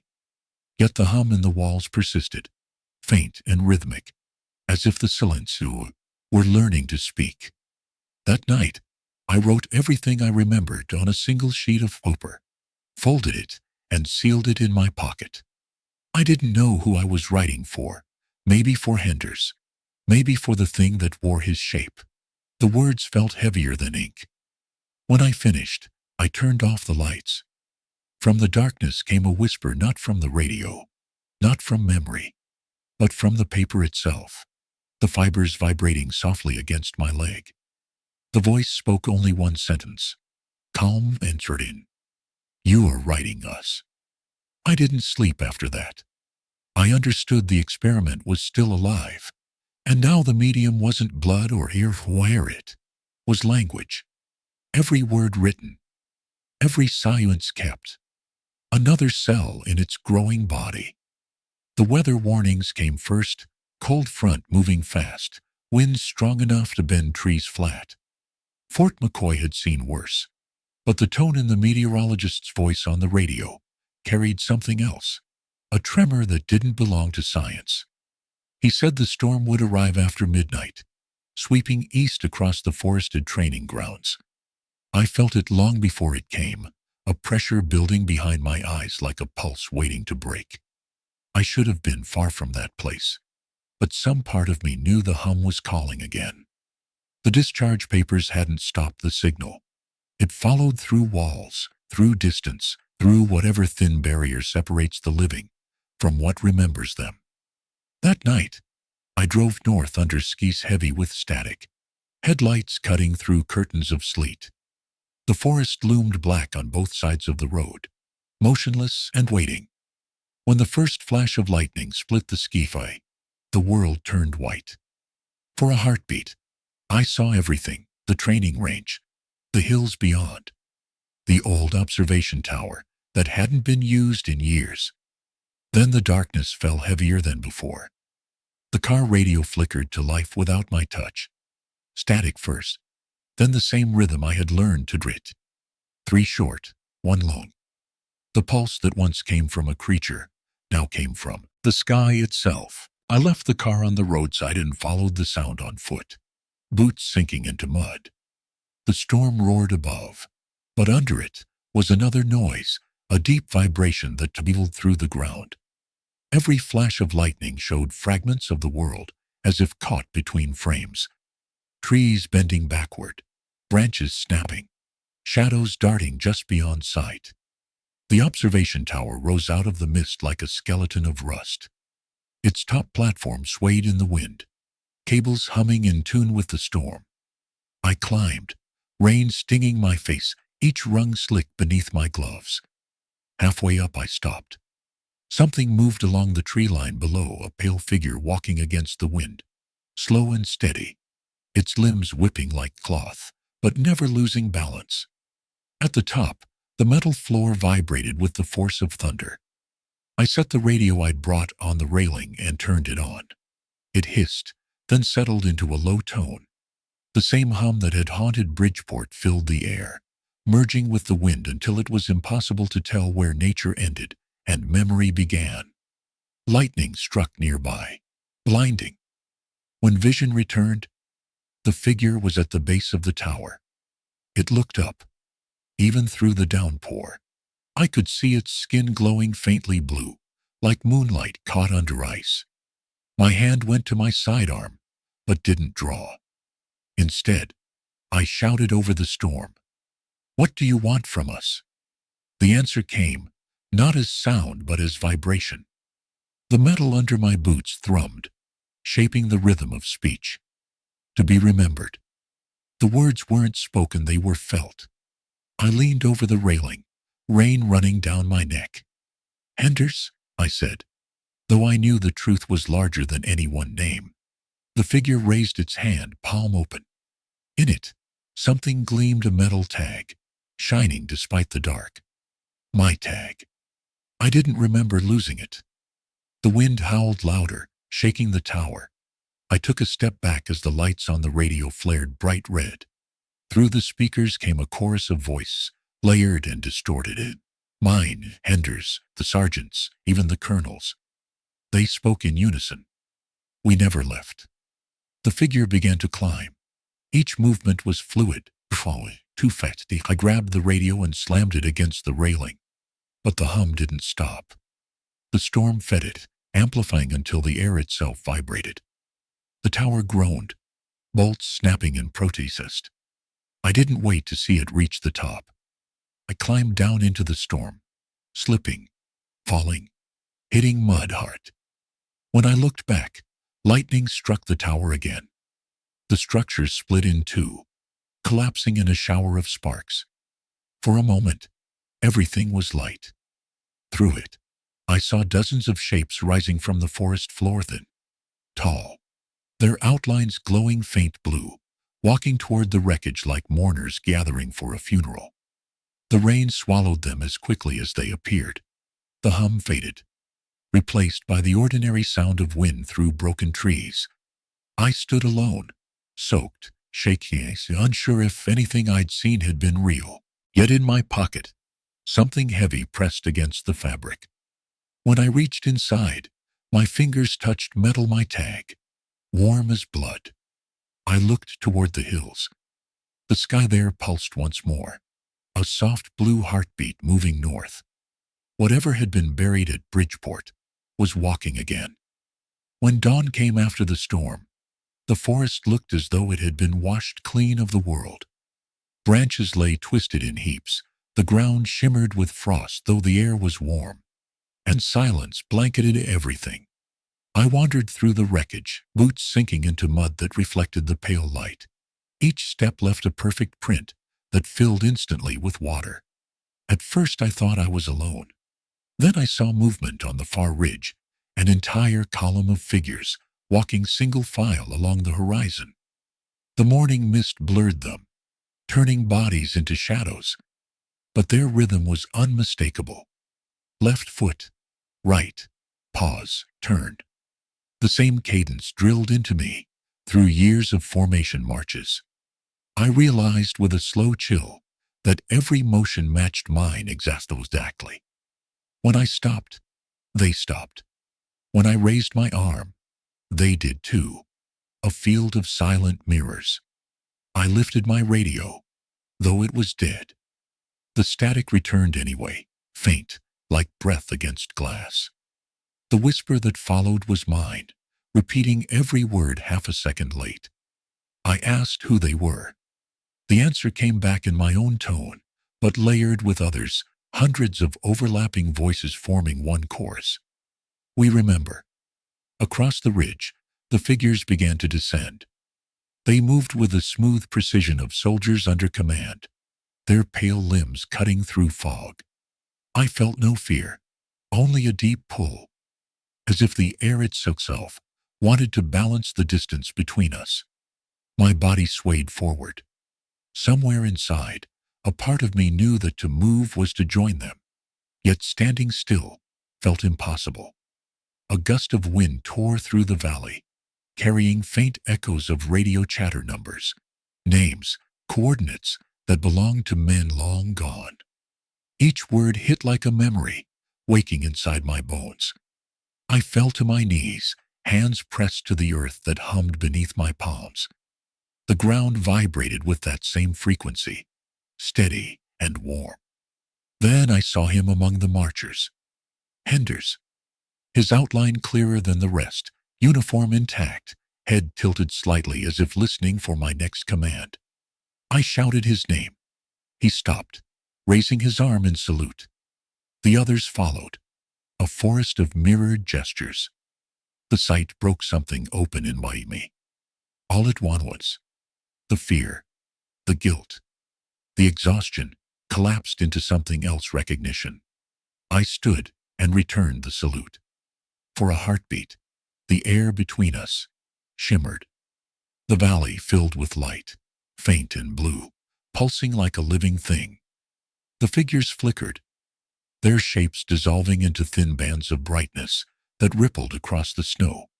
Each beam stretched north, merging into one vast current that climbed the sky.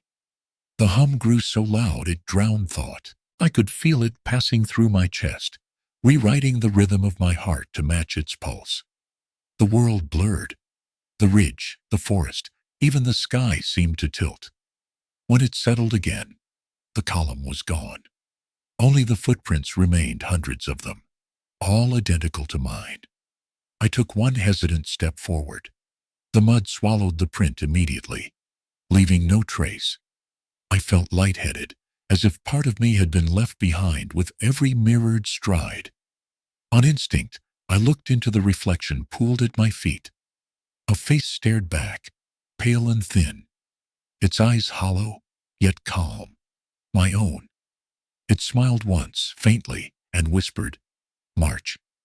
The sound came not through ears but through marrow. My legs moved before I could stop them. Left, right, pause, turn. The echo followed across the valley. The footprints filled again, each pulse aligning with the hum in the distance. I realized then that the creature had never chased us. It had only been trying to walk beside us, to remember the pattern of being human. When the sun broke through the clouds, the light turned everything white. The hum receded, soft and steady, like waves retreating from shore. I stood alone once more, breath fogging the air, unsure if the march had ended or merely paused. Behind me, the forest creaked. The wind carried a faint rhythm, the same cadence as footsteps fading north. The first report came from a communications relay in Nevada. Operators claimed to hear foreign chatter bleeding into military frequencies. Nothing clear, just syllables and breath. Within hours, every relay on the western coast experienced the same interference. At first, analysts blamed solar flares. Then someone noticed the pattern hidden in the static, a sequence of short and long pulses repeating like code.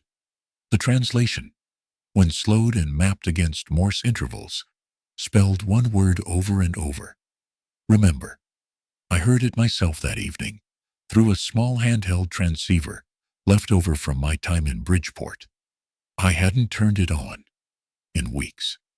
When I did, the noise filled the room instantly, deeper than before, layered with undertones that almost formed words. I set it on the desk and watched the signal strength climb without an antenna attached. The sound seemed to breathe, rising and falling in time with my own. At that same moment, hundreds of miles away, the officer from Wisconsin sat in his truck, on the edge of a field. His dashboard radio tuned to nothing. The same hum rolled through his speakers. He turned the knob slowly. Every channel carried it. The air outside shimmered faintly, as if the frequency itself had taken shape. I began recording. The tape defied, capturing minutes of uninterrupted tone until faintly, a voice threaded through. Mine, speaking words I hadn't said. "We are transmission now." The phrase repeated, changing inflection each time, as though learning how to sound human. My hands shook. I unplugged the power. But the speaker continued to whisper. Across the country, power grids flickered. Civilian stations cut to emergency tones that never ended. Every broadcast carried echoes of the same pulse beneath music and speech. The phenomenon moved faster than any signal should, leaping across networks, jumping through air like a living current. The military labeled it Echo Event. Command locked down all external communications. But silence didn't stop it. The hum seeped through walls, vibrating glass, rattling water glasses on tables. It didn't need transmission towers anymore. It had found new conduits, the minds that had heard it once. I dreamed in static. I saw Henders walking through fog that pulsed with light, his body transparent, his veins glowing with the same faint blue that marked the creatures. He placed his hand on my chest and whispered, "They're speaking through us now." I woke gasping, my skin cold to the touch. The officer in Wisconsin dreamed the same dream that night. In his version, he saw me across a valley, both of us standing in the same pale light. When he reached out, our reflections overlapped. The hum became words again, spoken by both our voice. We built memory. Now memory builds us. By morning, the air was alive with signal. Radios screamed. Televisions flickered with blank faces forming out of snow, each one mouthing words that couldn't quite form. Birds fell silent, their calls replaced by faint mechanical clicks. The world had begun to synchronize to the pulse. I packed my gear and climbed the ridge one last time. The snow had melted into pools that mirrored the sky. Each reflection trembled with faint ripples, though the air was still. I knelt and pressed my palm against the surface. A vibration ran up my arm, soft and familiar. Through it, came the echo of Hender's voice, layered with countless others. "You called us." We answered. Lightning flashed through the sky was clear. For an instant, I saw silhouettes moving beneath the water, shapes of men and creatures intertwined, their outlines glowing like distant constellations. The pulse quickened, then silence. The transceiver in my pack clicked once. A single phrase emerged, steady and calm. "Transmission complete." I waited for the hum to return. It didn't. The forest lay quiet, almost peaceful. But when I stood, the ground beneath my boots vibrated faintly, a rhythm slow and deep, like the earth itself had learned to breathe. They moved the command post underground after the first wave of outages. The corridors smelled of coolant and stale air. Rows of monitors lined the walls, each one showing a different landscape. Snowfields, forests, deserts, all flickering with faint interference. Every feed carried the same undertone, a hum just below hearing. Technicians adjusted frequencies and filters, but the sound always returned, persistent as breath. I had been reassigned there under the title of consultant, though everyone knew it was containment. They wanted someone who had seen the source, someone who might recognize what was coming. 16 hours after the first eruption, the city was gone, covered by more than 20 feet of ash. The air cooled, the fires went out, and silence returned. For nearly 17 centuries, Pompeii slept beneath the earth. The world forgot it existed. Then, in 1694, a well digger struck stone while working near the modern town of Resina. Beneath the soil, he found walls painted with color, mosaics, and statues still standing where they had fallen. The discovery astonished Europe. Pompeii had not been destroyed, it had been preserved. Archaeologists uncovered streets, houses, temples, and even graffiti scratched into the walls. Pots of bread still sat in ovens. A dog was found chained near a doorway, its body arched, as if still trying to escape. Dozens of figures lay where they had fallen, men, women, children, shapes carved from ash, their faces contorted in the final moment of breath. Today, visitors walk those same streets. They see the ruts left by chariot wheels, the frescoes bright as if painted yesterday, and the outlines of lives interrupted. It is not a ruin. It is a memory turned to stone. Scientists studying the remains found that death had been mercifully fast. The pyroclastic surge reached temperatures above 1,000 degrees. The people of Pompeii never burned. They simply stopped, lungs filled with ash, hearts silenced in an instant. At sunset, when the crowds are gone, and the wind blows softly over the ancient walls, Pompeii feels alive again. The air carries the faint scent of dust and salt. The sea glitters beyond the ruins, the same sea those people once saw from their windows. The mountain stands quiet now, green again, its slopes peaceful. But deep beneath, fire still moves. And everyone in Naples knows that someday it will wake once more. The city of Pompeii remains a monument to a single breath in time, the last one its people ever took, and the first one history remembered. It was September 8, 1941. The German army had reached the outskirts of Leningrad, the great city of the north, home to more than 2.5 million people.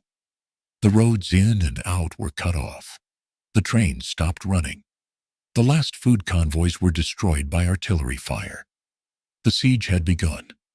Inside the city, the people of Leningrad did not panic. They believed it would last a few weeks, maybe a month. But the blockade would continue for 872 days. It would become one of the longest and most brutal sieges in human history. At first, the shops still opened. Bread was rationed 250 grams a day. Factories kept working, producing weapons and shells even as bombs fell nearby. But as autumn turned to winter, the food began to run out.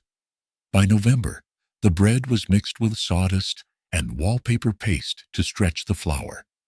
People began to starve. The winter of 1941 was one of the coldest on record. Temperatures dropped to 40 below zero. Pipes froze.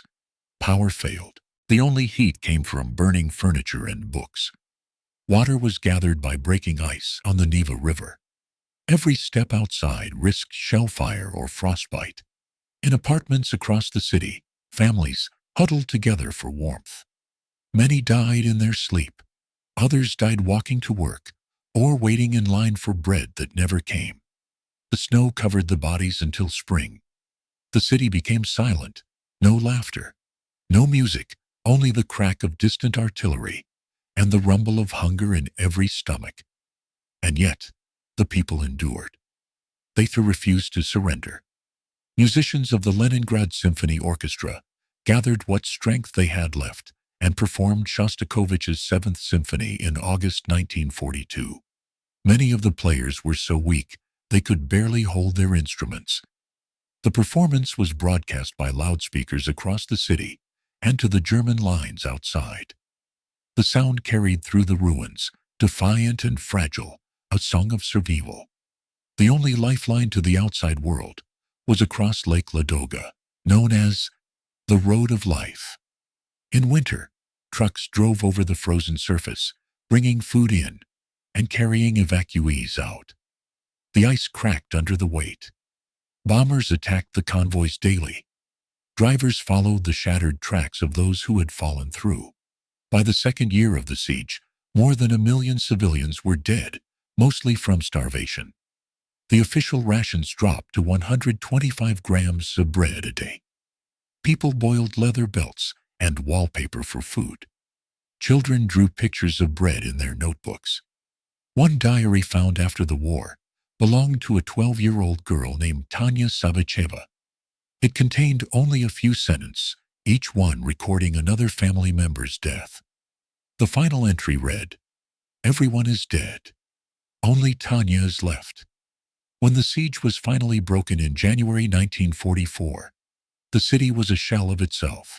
Buildings were hollow, windows shattered, and streets lined with the scars of artillery.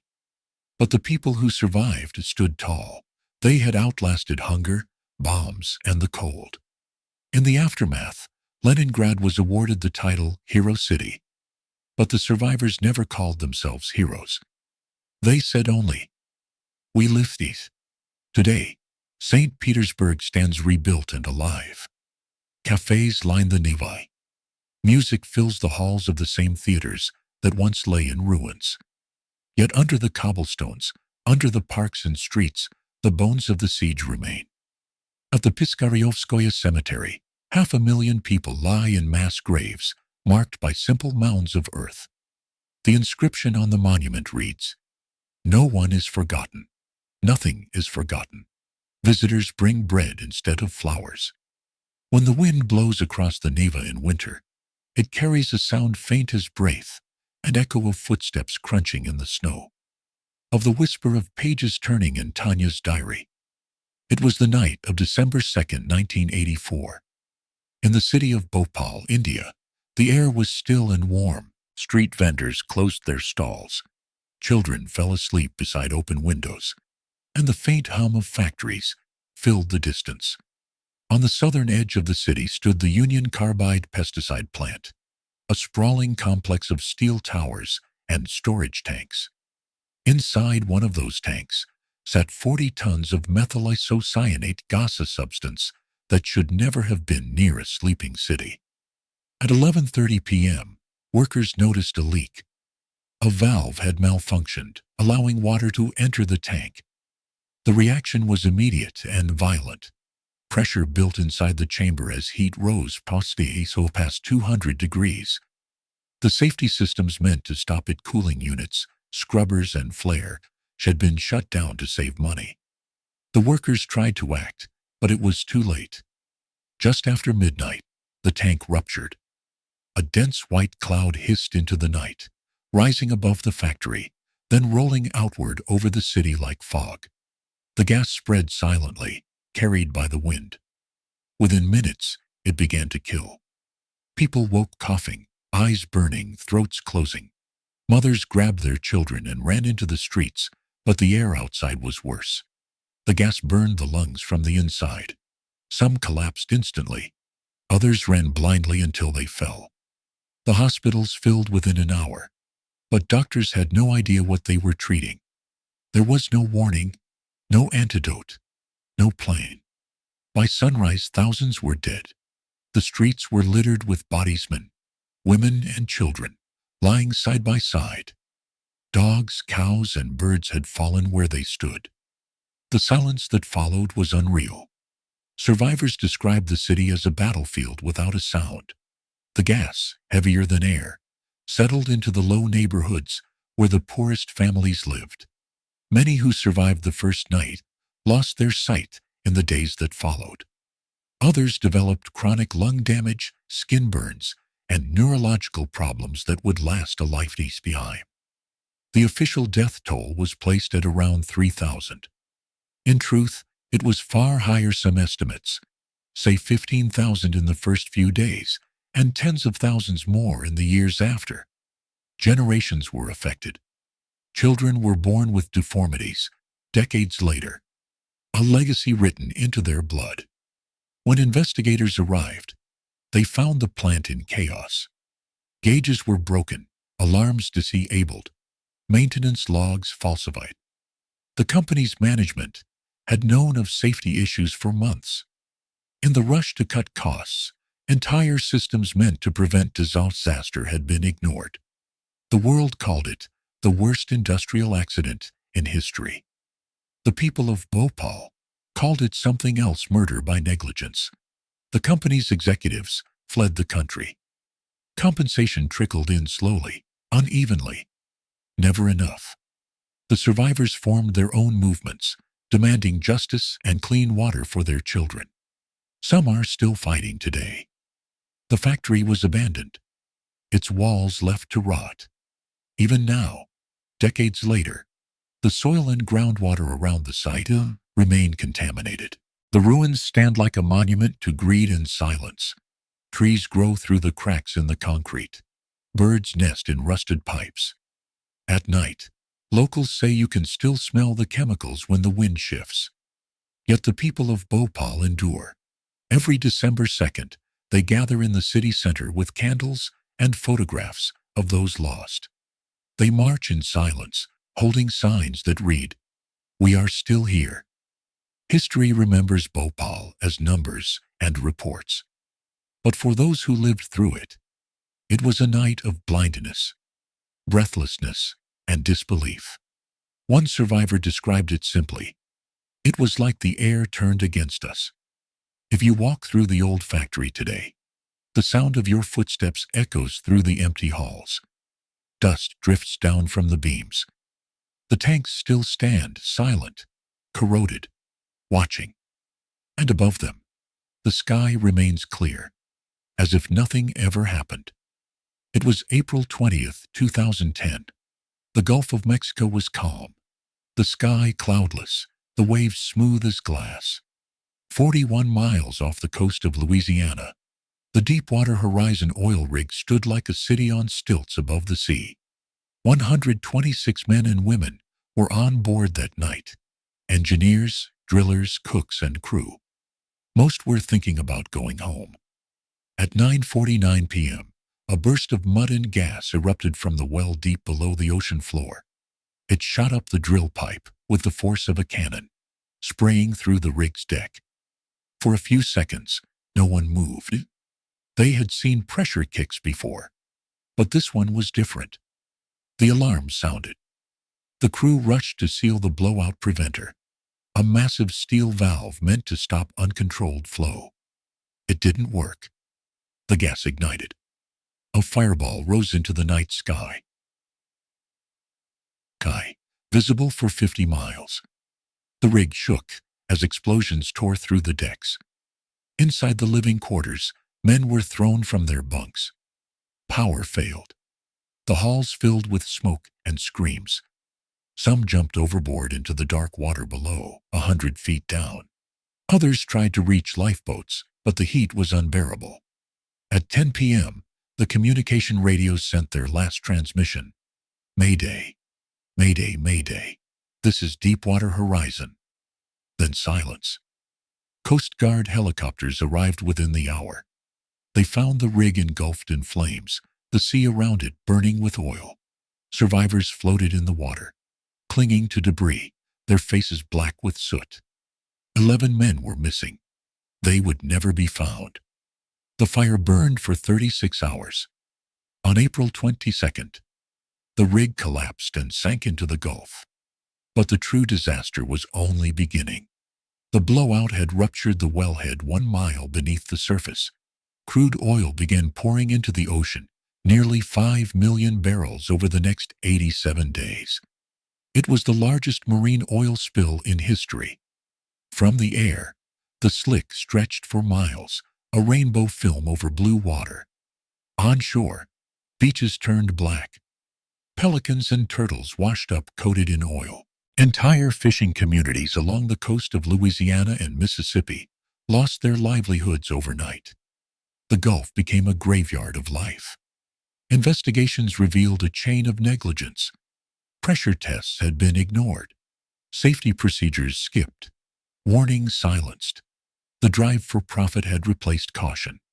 Engineers later said, the disaster was not a surprise, it was inevitable.